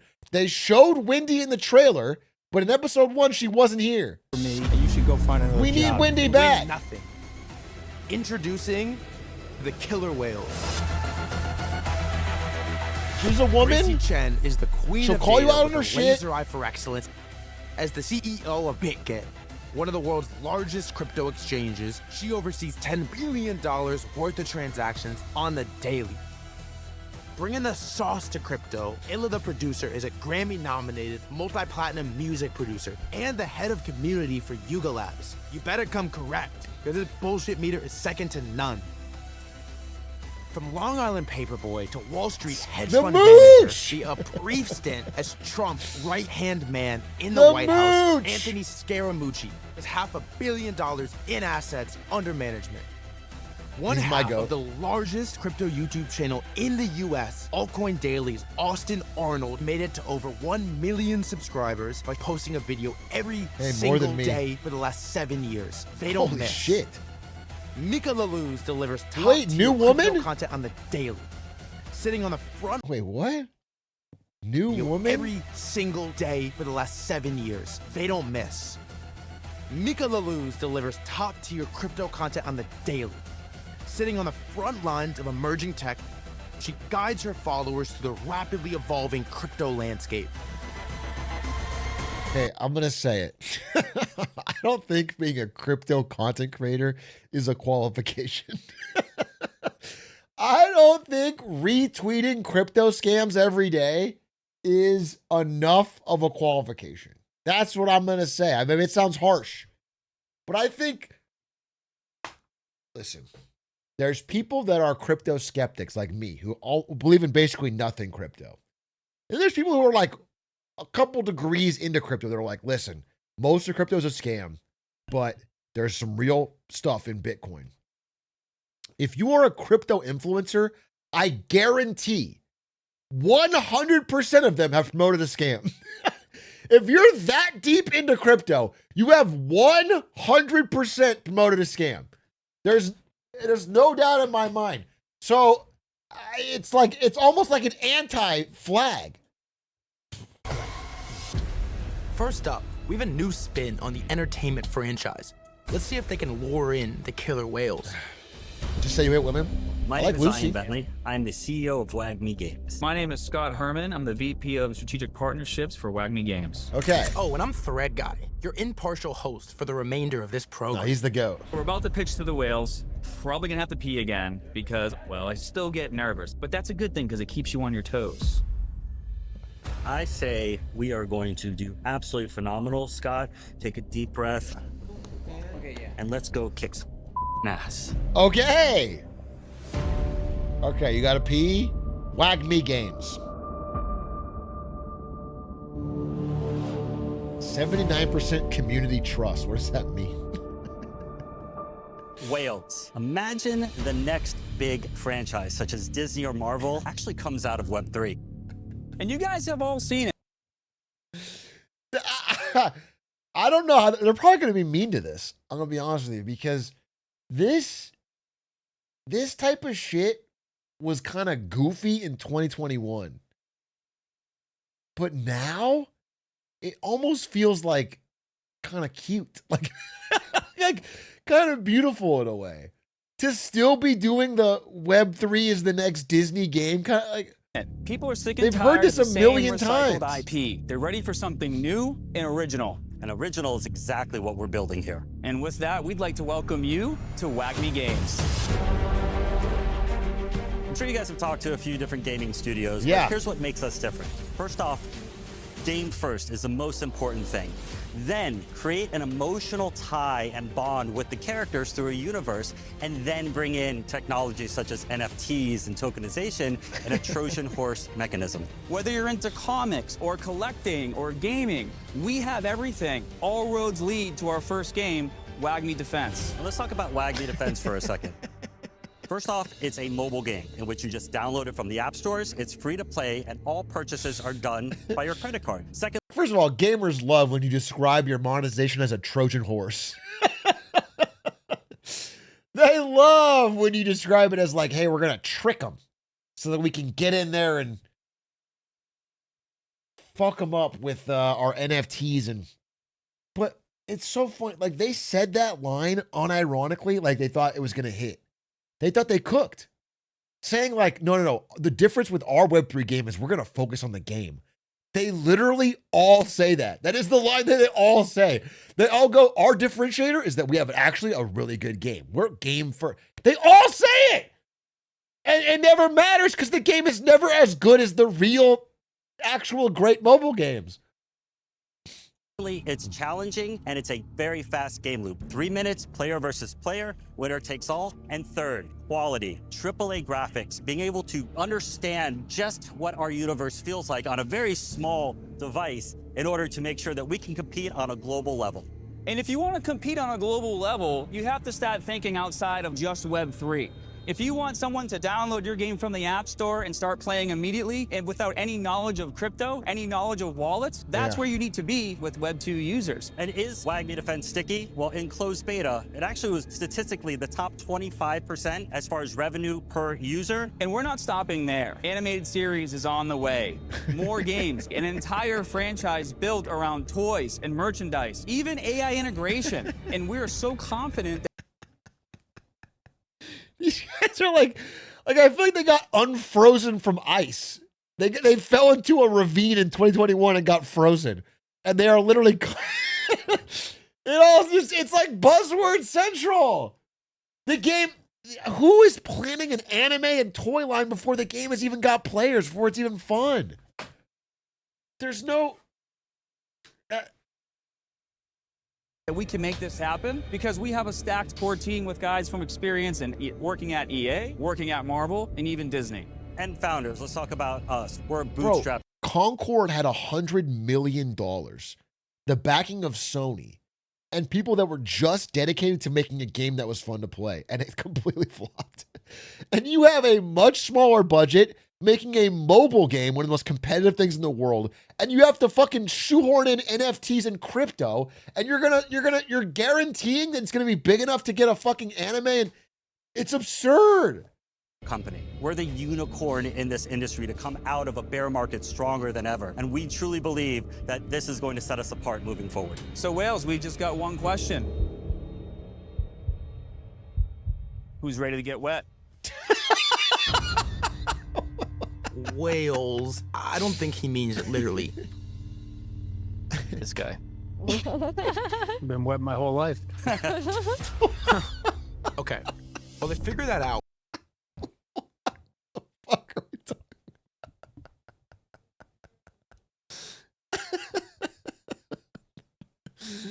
W Mooch, bro, rolls with it. Ion and Scott Mooch are is moist. using their original superhero characters with Web3 tech. But the blockchain gaming sector is tough, and Web3 game popularity has dropped over 70% since 2022. So, can they turn the tide and prove that WAGMI has what it takes?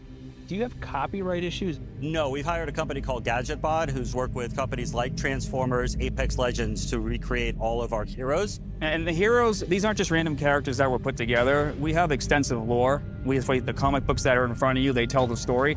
All of the main characters, we've taken bits and pieces of their past and what makes them that character and brought that into the creation of what they look like. But if we're talking lore, that's for IP that people know and they care about. You guys are starting on the ground floor.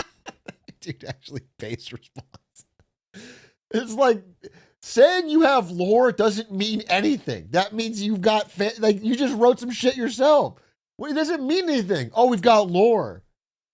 People have to care about the lore. Dude, it's the problem though. The problem with this season is not that these questions are bad. It's that they don't belong hosting a crypto show. It's like not fair to the competitors that all the judges have wised up. Right. Well, lore just doesn't magically happen all of a sudden. It still has to cut through the noise. So, correct. So Scott, I actually recognize you from YouTube, like from your fitness, and you have a huge following on YouTube. So what's your partnership strategy? Because that is a huge thing with gaming. He's a and the other fitness thing YouTuber? is, what's your marketing budget? Because you could build a $100,000 game, but your marketing budget is going to be 7, 8, 9 figures. So what is your partnership strategy? And then what's your marketing budget? Well, so partnership strategy. Wait, why do you recognize him? Wait, what the hell? He's a fitness YouTuber? He's huge? Scott Herman Fitness. He's got 3 million subs? How to Plank 16 years ago, 22 million views. Oh, it's got a lot of how-tos. So, but okay, what's his like latest stuff? Okay, it's looks maxing.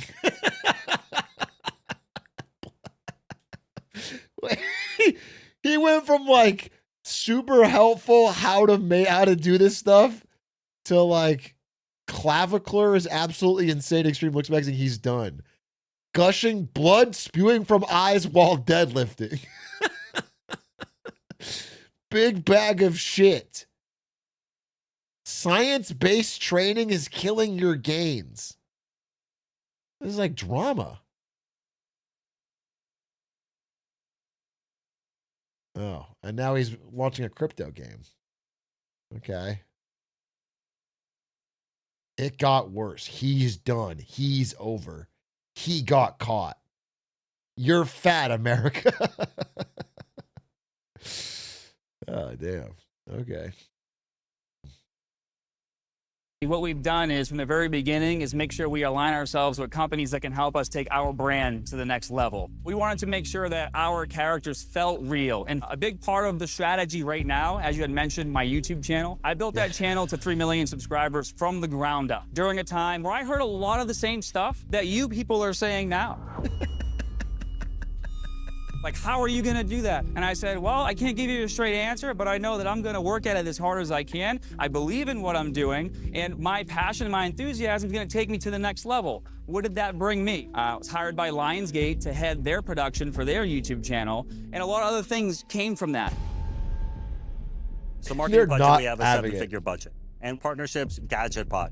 We've got another partnership with a company called Powerhouse Studios. They're the ones that did the anime for He-Man, Castlevania, Blue Eye Samurai. The comic book you're reading right now, we worked with a team called Adult Fantasy. These guys worked at Marvel as creators. It's all about people playing your game. We've shown that we have aptitude to understand user acquisition. That's if you're actually streaming something on Hulu and you can identify that that person likes anime, then target that person, understand that that person now... They just keep, the judges look fucking no interest, zero interest. ...is in a funnel, be able to then target them in different paid advertising, getting them into the game, and then of course, once they hit the game, getting them hooked. Our characters come to life and actually tell somebody exactly how to play the game from the anime. Like, those are the things that we are doing in order to get people on board. So you have a robust strategy. Absolutely.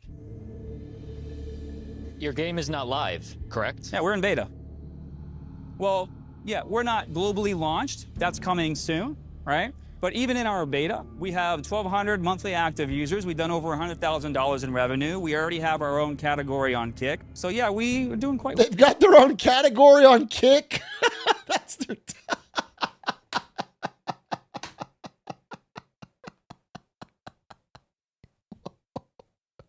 Wait, whoa! Whoa! There's a category for it on Kick. Holy! Wait, someone link me that. You got 1,200 users and a category on Kick. This is the next fucking League of Legends. This is big, dude. There's gonna be... I can't go too hard here or the next video on this channel is gonna be like, he's done, and it's a picture of me. Year of fitness, more like year of fatness. And it's just me looking fucking schlubby, dude, in the live show. I'm gonna get roasted.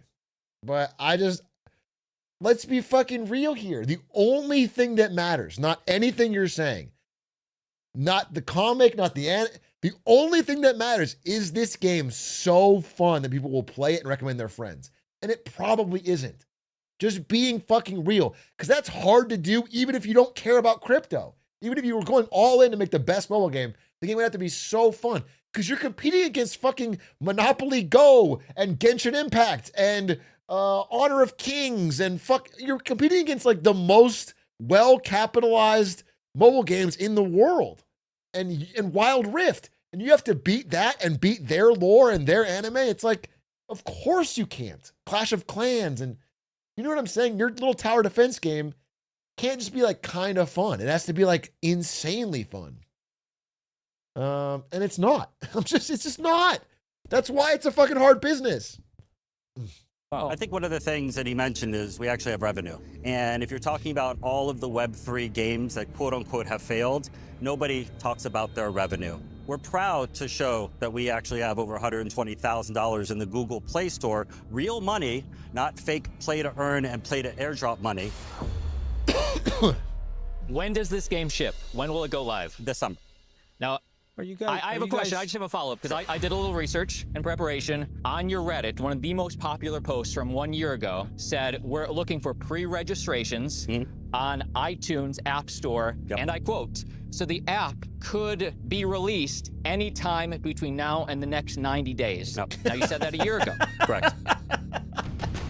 Here's what happened. So we were able to get a guy by the name of Brent Peace, who was a general manager at EA, to come in right after we posted that Reddit. There was a little bit of an overhaul. Dude. Setbacks do happen. We're in a space that has... Okay, this is crazy because it's like the first season of the show was like a honeypot. So that in season 2, they could just spearfish these poor crypto idiots. Like, what's going on? Season 1 is like nonstop glaze. And then season 2, they actually put up it's because of the prize money, dude. Now that there's actual prize money, they're like, well, let's ask some real questions. I mean, they're still probably gonna all be in, but it's crazy season 2. Never been done before. There is no roadmap on how to be successful here. We're creating it. What games do you think you guys are comparable to right now in the industry? There's no one else in Web3 that's doing tower defense the way we are. We're offering different type of... Just to be so clear, though, from the consumer POV. They don't care that there's no one else in Web3 doing this. They care is there no one else doing it. If there's someone else doing a better game but not Web3, they'll just do that. They'll play fucking balloons on their phone. Okay, no one's like, God, I want to like balloons, but it doesn't have any NFTs. Nobody's doing that. And so you have to be the best game, and then maybe you could shoehorn in some NFTs, but that's going to make it really hard because gamers famously hate that shit.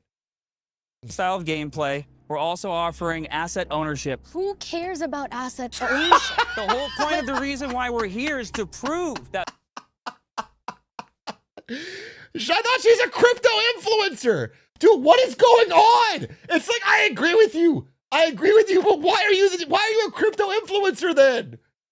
I'm so confused. I'm so confused, bro. I'm so confused. Bro's getting mad. He's like, why am I in Batman's warehouse on a crypto show if you're going to tell me nobody cares about asset ownership? People care. I know what it's like to play a game. Okay, but no, let me finish. I know what it's like to play a game and lose all my stuff because I lose the account. Scott, time out to say, yeah, sure. You having fun with this presentation? Yeah. I just have that face. No, you don't have a bitch resting face. No, you don't get 3 million YouTube followers with a bitch resting face. She's asking you very honest, very legitimate questions. I'm doing this 36 years. Right. Which is older than several of the judges sitting here. And I've never seen reactions like this. I just want to understand where it's coming from.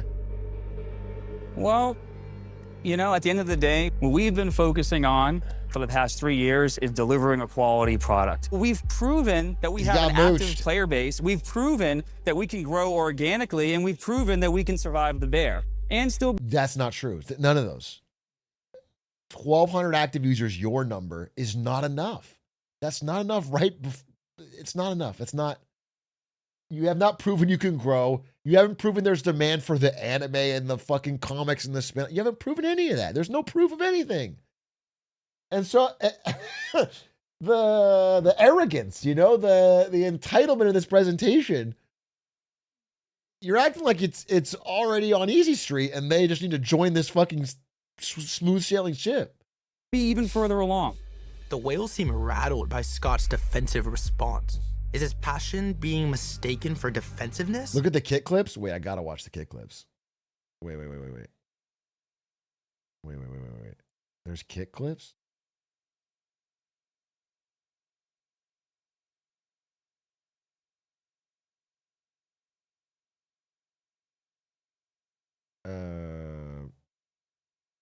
Okay, here's the fucking comments on the Reddit, but where's the kick clip? Oh, here, R-dubs. Okay. Wag Me Defense clips on kick. Okay, let's watch the most viewed kick clip of this. It has 301 followers, 0 watching. The most viewed is from 2 years ago.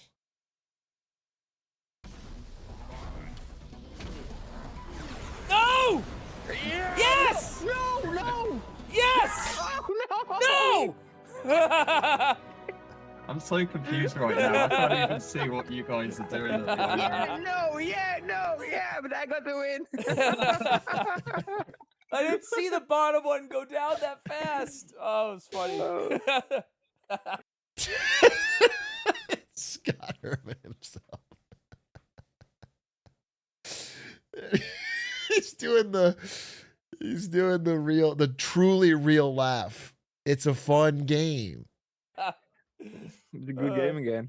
Just in time. Just in time. What's this one? It's him again. One tower. There we go. Jeez. So 30 seconds left. Dude, this game does not Stop cheating, bro. look good. And you know what though? When I watch this gameplay, all I can think of is, does this robot have lore? If only there was a comic book exploring this robot's lore, then I would really be fucking invested. Ooh, you got a tower as well. Plus, there's asset ownership. This is... Oh! Oh! Get it, get it, get it, get it! Get it! Get it! Get it! Get it! Yes! No! In your face! Yes, baby! Oh, yeah. Eat it! Y'all thought it... Y'all watching like, oh, Nick's gonna win, Nick's gonna win. Nope. Dude, there's nothing going on in chat. Dude, I actually gotta feel bad now. He's hustling, bro. He's just hustling. Is this fucking slime? Maybe not. Okay. So, oh, where you? He's the one clipping them. Sanos, where are you going?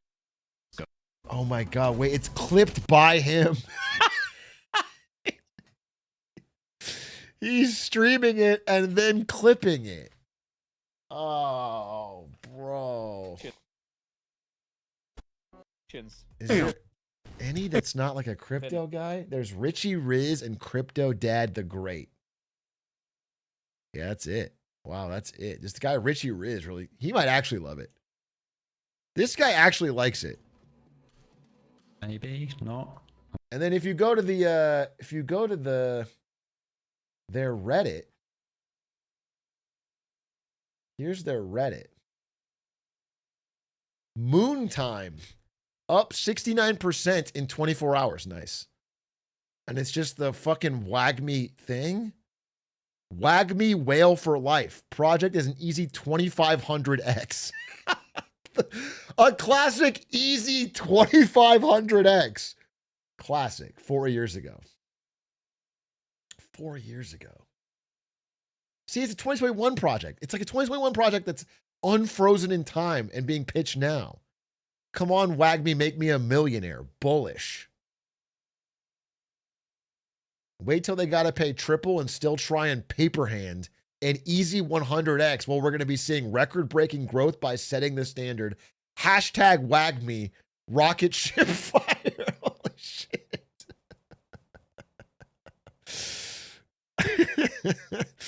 100 mil market cap and beyond is already written in stone with this Cubics partnership. This is crazy. This is sad. Okay. It's just crazy. Yeah, because all the crypto guys talk about is like the real community. And then the community is like just other scammers begging to get rich. Like nobody cares about the game. Wait, someone hasn't updated Coinbase on it? Wait. 2500x easy, right? That was 4 years ago. What are we at? What are we at from 4 years ago?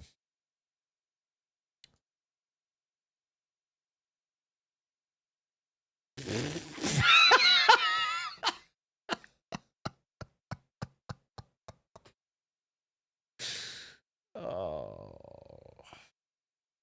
Dude, it's even down this, like it's down 99%, and then it falls another. Dude. Buy the dip. Buy the dip. WAGME defense, bro. That's a fucking game. To the moon. An easy 2,500%. From here, an easy 2,500%. Every dip is a buying opportunity. Oh, fuck, dude. Let's see if this strategy pays off. So before you guys make a decision, I just wanted to answer your question real quickly as to why we're doing what we're doing. We take digital ownership seriously. I mean, we're about the same age, right? Our kids, if it came down to your kid spending $1,000 on the App Store in which you're throwing money away, or maybe your kid actually has something of worth in the NFTs and digital collectibles in which you can make 10 cents, 20 cents off the dollar, get some of your money back, wouldn't you want them to play that game? That's what we're trying to prove. Why is he saying this so fucking passionately? The world where your kid is spending $1,000 on WAGME defense and they can sell their fucking WAGME items for 10 cents on the dollar? That's your dream world? Bro, they can already do that with CSGO knives and make a profit. Like, what are we fucking talking about? Or they could play like a great game. They could play Slay the Spire for $5, and it would work their brain out and be actually useful instead of playing Whack Me Defense. In this industry, so that people actually finally have an opportunity or a reason to own things instead of just trying to farm tokens. Dude, it's actually crazy because everything they're saying is already true in CSGO, which is a much bigger, much more popular game. It's like you're not breaking crazy ground here, bro. You're just adding fucking NFTs to it. Up, it's sink or swim time. That was touch and go. But let's find out if Wagme If they is enough swim, to convince the whales. I don't know what to say. They can't swim on this one. Even though they always flip you have up. a really good project. Okay, these are thoughtful personalities. This is stuff that will sell to the people that are my children's age. If you work on your communication, I think you can take this to the next level. So I'm a swim. Okay? What? You got to adjust your temperament. And I'm just being as straight with you as I can be. I appreciate that. Thank you very much. I'll be very honest with you. From the beginning, after your pitch, you said whales who are ready to get wet with us. Who's ready to get wet? Yeah, I remember that. Then I've been looking for answers to get me wet.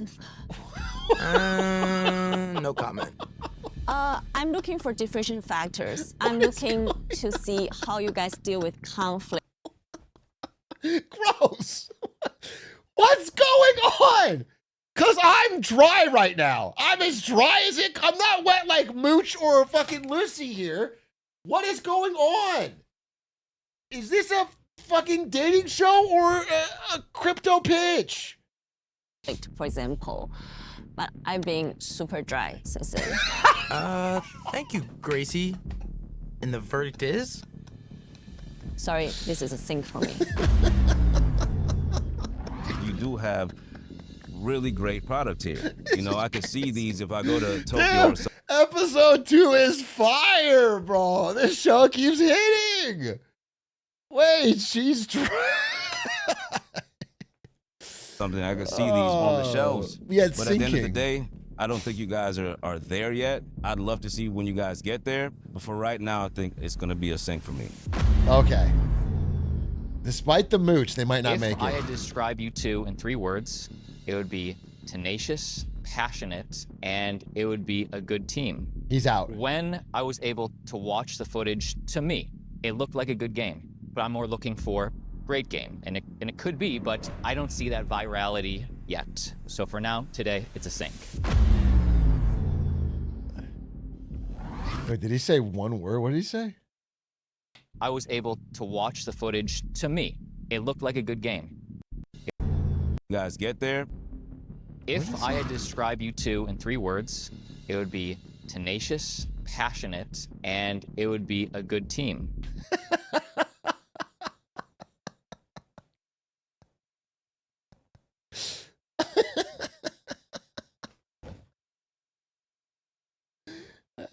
That shit's funny. A good team. That's must-see TV, bro. When I was able to watch the footage, to me, it looked like a good game, but I'm more looking for great game, and it could be, but I don't see that virality yet. So for now, today, it's a sink. Well, 3 out of 5 sinks puts Wagme in the red. Mika's insights, observations, and vote could help change any of the other whales' minds. Maybe, maybe not. I don't know. Let's see. I really like you guys. I think you're very, very passionate. Yeah, like, you easy. guys made a lot happen. So I just want to give you guys your flowers there. In regards to sink or swim, I just can't connect to the lore, and it's gonna be a sink for me. I can't connect to the lore. So guys, you got 4 sinks, you got 1 swim. I really believe that you're gonna make it, but make those adjustments just like you would in sports or fitness or any other part of your life.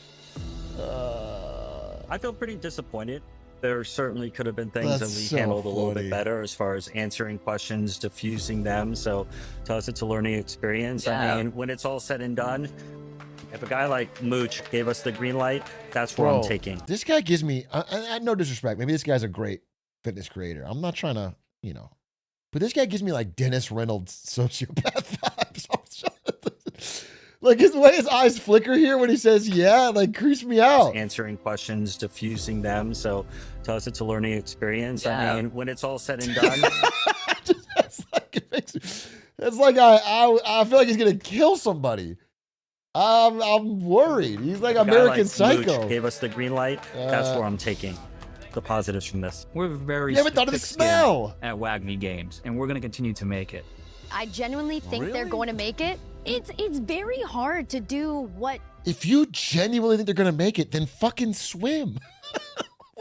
How do you think the show works? If you genuinely think they're going to make it, then swim. But if you don't think it, then don't say you do. They did. I mean, how many projects say that they're going to do something and then they just go ghost? I think we gave them a battery in their back to prove us all wrong. I mean, what happened to other side? Boom, boom.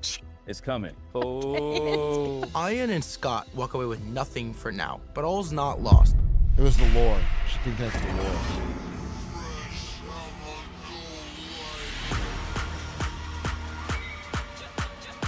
Holy shit. Premium token drops? Plus every action fuels up. reward? Elixir, a one-stop shop for video game funding, design, and distribution. But can this project satisfy the whale's appetite? You're about to watch and find out. Unless you change the channel. But don't I do would that. never. I would never. I'm feeling really good about this. Like, it's getting me more confident. I'm feeling like Okay, so this is Launchpad. So rather than make crypto games a terrible business, they're going to sell the shovels to crypto game gold rushers. Genius. Genius. Fucking genius. stronger every second. We want to go out there and impress the judges with what we're building, so we're really hoping for 5 swims, although we know it's ambitious, but that's our target. Oh, they know the lore. All right, 5 swims.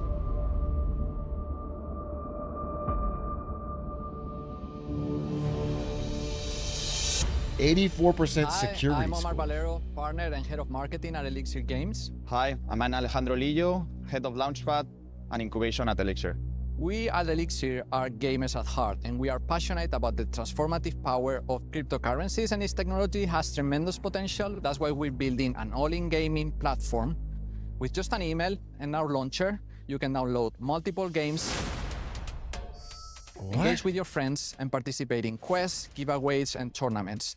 And you can trade all your assets with an active marketplace with easy on-ramp payment, so you can cash in and cash out whenever you want. Since our inception, we have registered more than 500,000 downloads, up to 10,000 active daily users, and we secure more than 14 million in funding with the strategic investments of key industry leaders like Square Enix and WeMake. For game developers, we provide the infrastructure to acquire users through our launcher and season pass, to secure funding through our Launchpad and incubation program. We have helped raise more than 2 million for game founders, and we have acquired games from traditional game studios. Like Our what? value proposition is unique. There is no other gaming company integrating all the solutions that we integrate in one place. Steam! We also believe Steam! gaming and blockchain are here to stay, and we are confident that through our platform. I like how you threw blockchain on the team.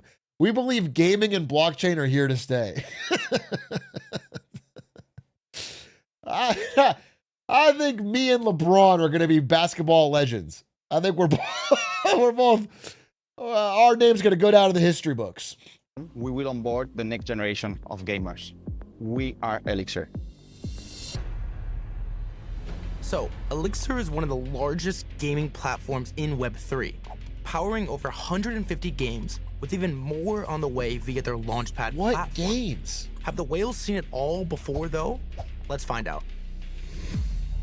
So can we get a little bit of an explanation, like I'm 5, on what a launchpad is? A Launchpad is like a Kickstarter for projects. I think she wants a little more from you. And it's a place where you can understand in an easy way what's going on with a project, and from there you can invest.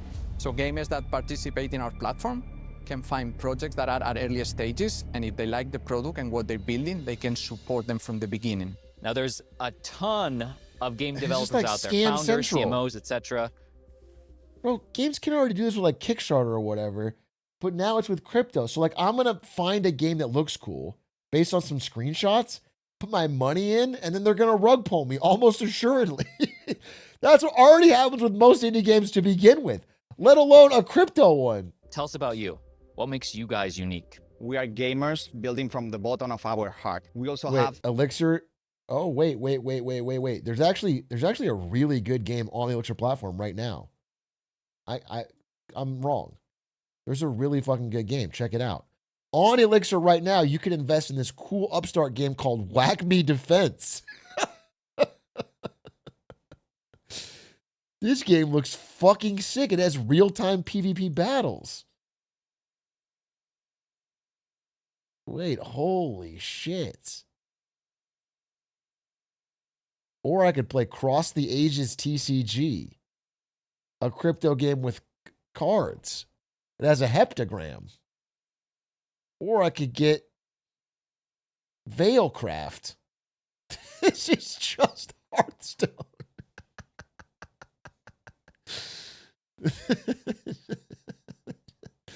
They just like ripped off AI generated. Holy shit, dude. This is so beast. Yes. Why would I ever use Steam when I could play Crypto Fighters? Manage your own fight club, recruit the perfect team, quest and battle with your own strategy. Defeat epic boss. Dude, this is so sick. Diverse roster of NFT characters. Damn. Well, I'm in. Defeat epic boss 1. a technology that is Singular. unique in the market. We have secure investment, but this is not the most. What's we the have lore, though? partners like Square Enix, Wimix, and GameStop that they are validating that our technology is what they are looking for the next generation of gamers. You guys, Omar, you are the head of marketing, and Alejandro, you are the head of incubation. Where's the founder? Where's the CEO? And then talk about numbers a little bit. You mentioned 3 million or 3 billion like that you raised. Regarding to the CEO's question, he has a family commitment. That's why he cannot. No fucking way it would be 3 billion, Gracie. They didn't raise $3 billion for a crypto NFT fucking game platform. Here today, but we are partners. We've been working in close contact with the CEO on a daily basis. And for Elixir Games, from our own company, we raised 15 million. Okay. Well, when I look at the website, I actually saw 130 projects. 150 games. What is that? So that's the games that you can play at Elixir. Today you can play our own games, but we have also like games from other chains, from other founders. With a number where, of games, a gamer can play different quests, not only one game, checking which game he prefers. It sounds like you guys are the Netflix of crypto gaming. That's the thing. Whoa, that's like... I wouldn't agree with that. Or what they're trying to be. Thank you. I just wanted to know more about your background. From my side, my background, I'm a lawyer in Spain. I've been working in different countries, in Morocco, in Casablanca, in the Spanish embassy as an IT consultant. I'm working for Boston Dynamics and robotics. I switched to gaming. Stayed at Boston Dynamics. And what about you, Omar? So from my background, I have a PhD in engineering in Oxford. So my traditional background. You have a PhD? Yes. So you're Dr. Omar. I'm Dr. Omar. Okay. Hey, Doc, I need to see you about this rash. Think it's contagious? So nice. in that Plus sense, 2. my background might not be that related with what I'm doing at the moment. But in terms of marketing, my experience started with 5 years ago when Okay, this guy worked at Boston Dynamics and the other guy's at PhD from Oxford, and they decided the best use of their time and talents in what looks to be their 30s or 40s is launching is launching this crypto gaming NFT platform. I started creating content about games that incorporated blockchain technology. So I developed my social media brand up to 150,000 followers, but more catered to a Spanish-speaking audience. Let's and go, after brother. that, I landed the job at Elixir Games. Since then, we've basically overseen the launch of our token, our own collection, and also the go-to-market strategy for 2 games. So guys, explain to me what I have wrong. I have Web 2 CEOs that are friends of mine. They do not like Web3 gaming. What am I missing? Tell me where the future is in Web3 gaming and why you guys are going to be a big part of it. What you don't understand, Mooch, is that you can own the assets. Imagine if your kid was going to spend $1,000 on a game. Now they can own the assets. And that's fundamentally changes the relationship between the player and the game developer. It's the blockchain.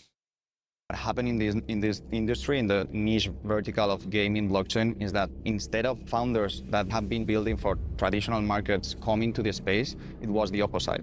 So what happened there is the quality of many games wasn't there, so the acquisition of users wasn't happening. At Elixir, we are trying to bridge this gap of acquiring traditional games to bring into the blockchain. Because at the end of the day, it's about the criteria of is the game fun, is the quality of it worth it to onboard 10,000, 100,000 of users. Right. I think we've heard enough. It's sink or swim time. I mean, yeah, it's true, but you haven't done that. You have fucking WAGMI defense and crypto fighters. Do you know what I'm saying? like they always say that like the real thing is the game has to be fun, but then the games aren't fun. Alejandro and Omar have done nicely keeping their heads above water. But have they done enough to win a slice of that 1.5 million in prizes? Or should they go that extra mile and look at this terrible rash of mine already? My play has always been to bet on the infrastructure because there'll be 1,000 crypto games, just like there was 1,000 pieces of gold during the gold rush, but so much fool's gold. But the infrastructure, the people building the tools, prevailed. The Netflix of crypto gaming. That spoke to be. So for me, it's a swim. First off, I think that you're both really sweet. Great. There you go. We know where this is headed, don't we, boys? I'm just not finding what makes you guys unique compared to the other. Did you just do a friend zone joke? That's kind of fucked, bro. This is an incel show. Other launch pads that there are. Like, I Am don't know, I a right, launch pad guys? With a chiseled jawline, tight pants, glistening abs. So it's gonna be a sink for That's crazy. That's crazy. I'm just as surprised as you are. But chin up, boys. We have Scaramucci up next. I think you guys are very boring. Oh, come on. Can we just give these guys a break? But I like you guys, and I think you're going to make it. So I'm a swim. I get your formula. Okay? Stop doing the flip. I've seen enough of the flip.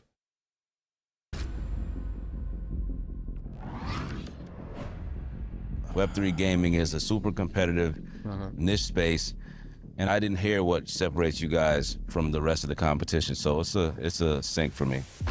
All right, he's gone over With it. 2 sinks and 2 swims, it's up to Gracie to make or break Elixir Games. All right, Gracie. I'm your last hope.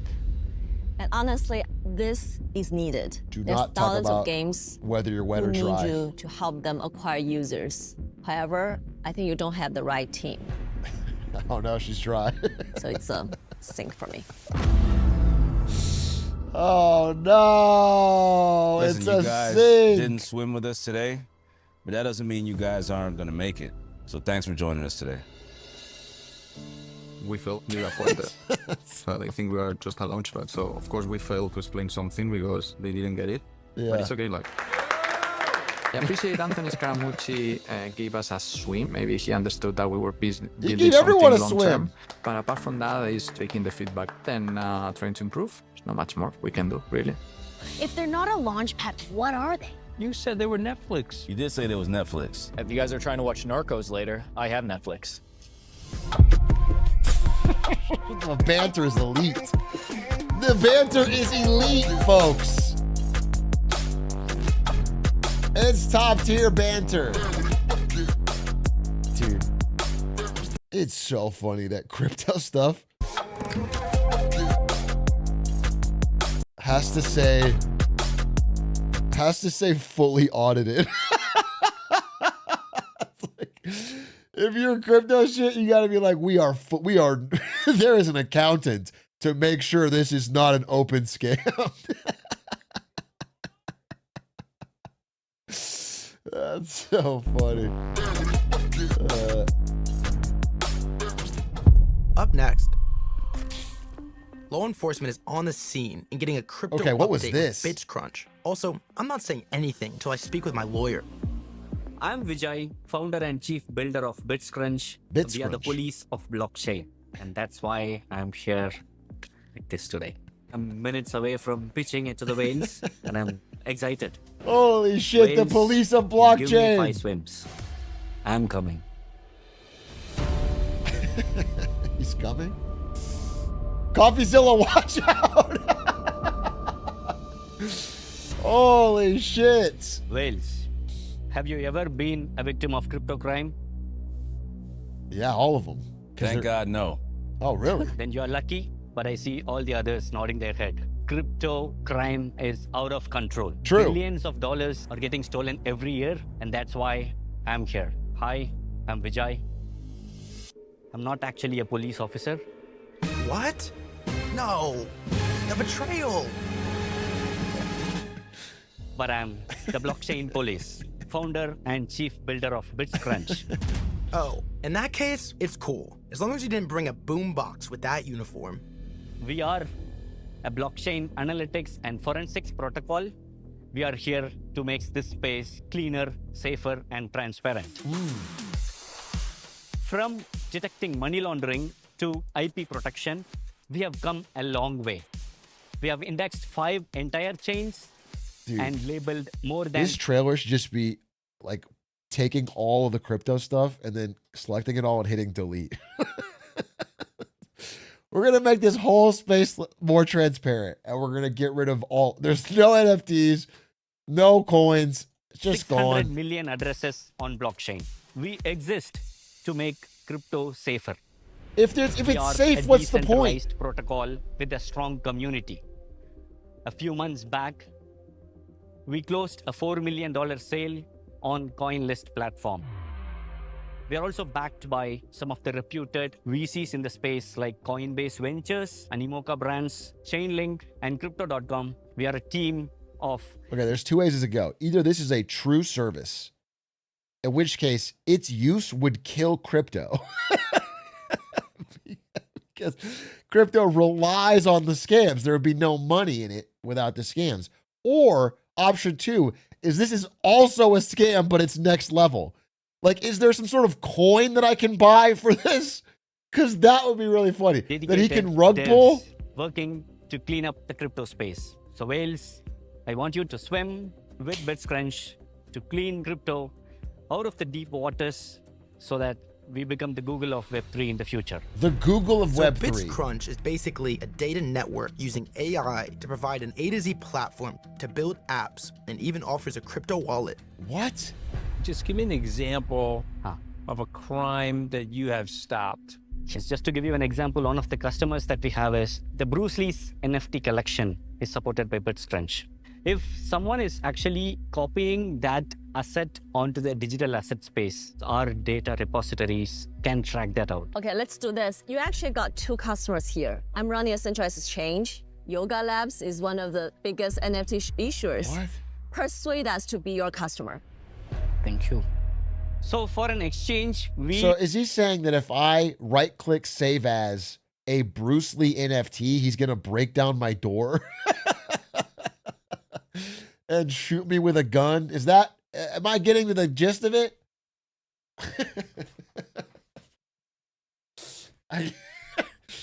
I can't tell exactly. provide know your transaction. The moment a transaction is happening, we tell you if it is from a malicious wallet. Because we provide token reputation score, we provide an asset score. It's like a credit score. So if someone is buying an NFT with the money laundering money, that's actually a crime. So That's a let's crime. take, for Wow. instance, OFAC wallets listed by the US government. We take those wallets, we dig 10 levels deeper into that. We check where the money is flowing and what is the impact of money laundering into the NFT space. Yeah, I totally understood all of that. Did he convince you with that? I'm not buying, at least. Oh. We've been working with many companies doing that already. I'm not sure about Ela. Well, you've used their service? Illa has a Bored Ape. She screenshotted it. I'm What do you do? right-click saving that. Stop triggering me because that does happen. How we are gonna help Illa is Stop triggering me. Because people actually do that fucked up shit. People actually do that. It's not a joke.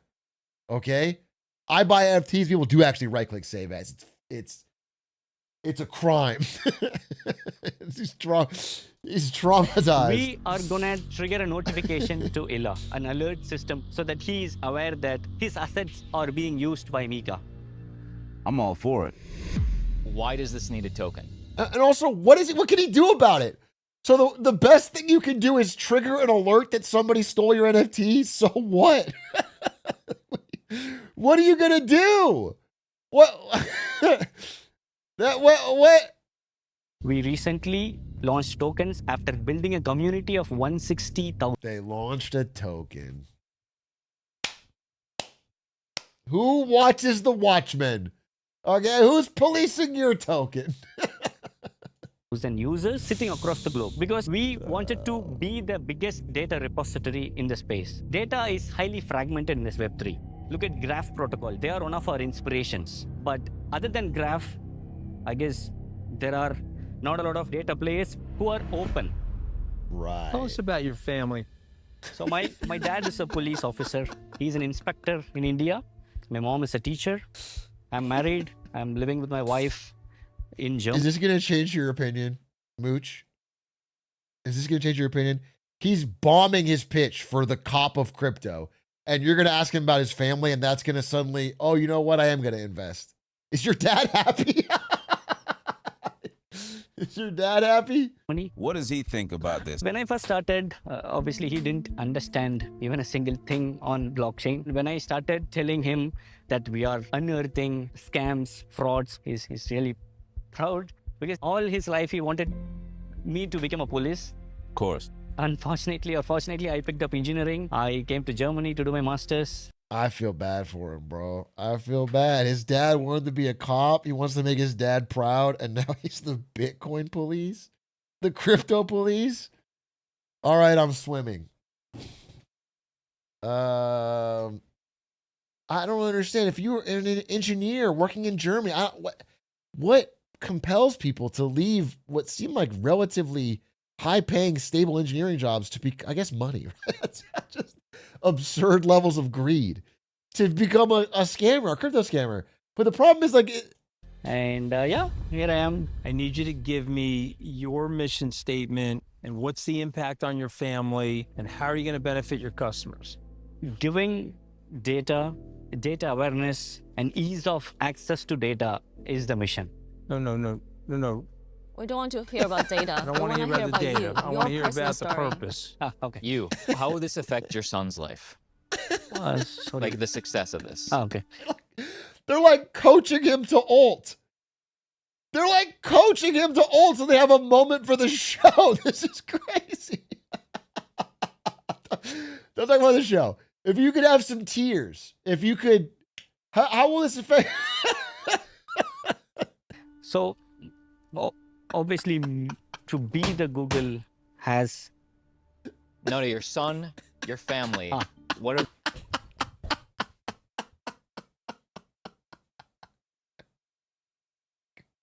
This is crazy. You could at least edit this out. Like, if you're gonna coach him to get to the answer, you could at least cut out the part where you fucking force him to say it. Trying to figure out what motivates you. And I'm ready to stab my eyeball out with this ballpoint pen, and I don't want to do that. So don't mention the business. But what are you fighting for? I'm fighting for the end users. I'm fighting for myself. Because when I started, I lost money. My friends lost money. My family lost money. Yeah. I don't want them to lose their hard-earned money. There it is. There it is. There it is. There it is. Yeah, that's awesome. Thank you, sir. We've heard enough. Thank you. It's sink or swim time. Vijay took some risks and held his own. It's time to see if Bits Crunch will sink or swim. Hopefully. This is the last one. I get the feeling they swim just because they need to have one.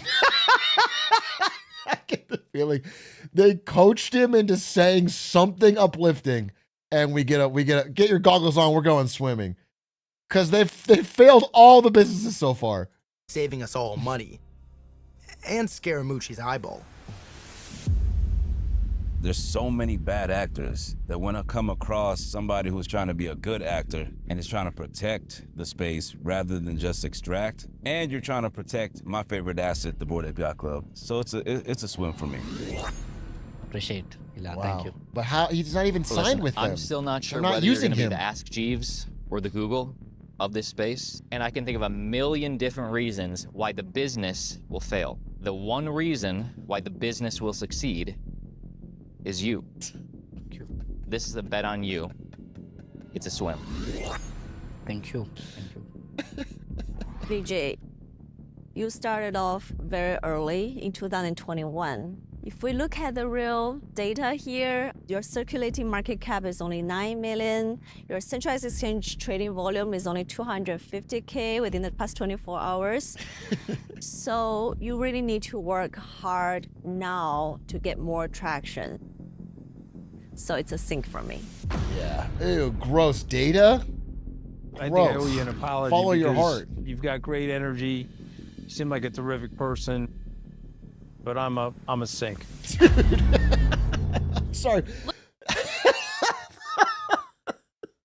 I don't blame him for sinking, but you have greenlit everything on this show except for this. That's crazy. That's almost, I'm going to say, a little racist. Mooch, you've been green on everyone. Every stupid idea you've been coming in here. All of a sudden, it's a bad look, Mooch. It's a bad look, bro. If you're Mr. Greenlight, then just go Greenlight. Looks like it's all on me. Yeah, it's cops. You That's what got it is. 2 sinks, 2 Dude, it's always on swims. her. I'm the tiebreaker. Okay. Usually I announce the tiebreaker, but that's okay. This time, whatever. I was having a little bit of trouble understanding what it is that you're really trying to do, but I'm a big fan of security and anything that protects the people. So it's gonna be a swim for me. And I like your outfit. I like your outfit. Thank you. So you got 2 sinks and 3 swims. Holy. So I guess we're And going the swimming. outfit. Good job. Cinema. To Dude, get she these did not swims care about means any a of lot. I feel great. The support from Ila is a well-known creator, and when he understands the value that we provide, I'm like really happy. Holy. I couldn't say no to the outfit. It was my only swim of the day. You are into role play too. I like. She's so sexual. Some of that. There goes one deserving contestant with his share. Why is Gracie flirting with us? She's so horny this episode. of the 1.5 million in prizes. Sayonara till next time. Wow. I gotta be honest with you. Another fantastic episode of Killer Whales. Another fantastic episode, bro. A roller coaster. The perfect show. It gets more peak every episode. Why did I wait? I don't know, but anticipation makes the heart grow fonder. Ladies and gentlemen, I am going to end there, but I appreciate you watching. I would like you to know, I was going to have a bigger talk about this, but whatever. Small thing. As of 2 days in a row, I have gotten a 90 sleep score. 90. A 90 sleep score. I woke up at 7 a.m. this morning, went for a run both days. Okay? Now, it's only 2 days. but I'm really trying. Okay? I'm really trying. Year of health. This is how it starts. I got stuff done today, and I'm trying to keep it up. So I'm going to go to bed. Not now, but I'm going to read for a bit. No, I have to do a serious talk. I talk about golf too. It's all on Monday, tomorrow. Thanks for watching.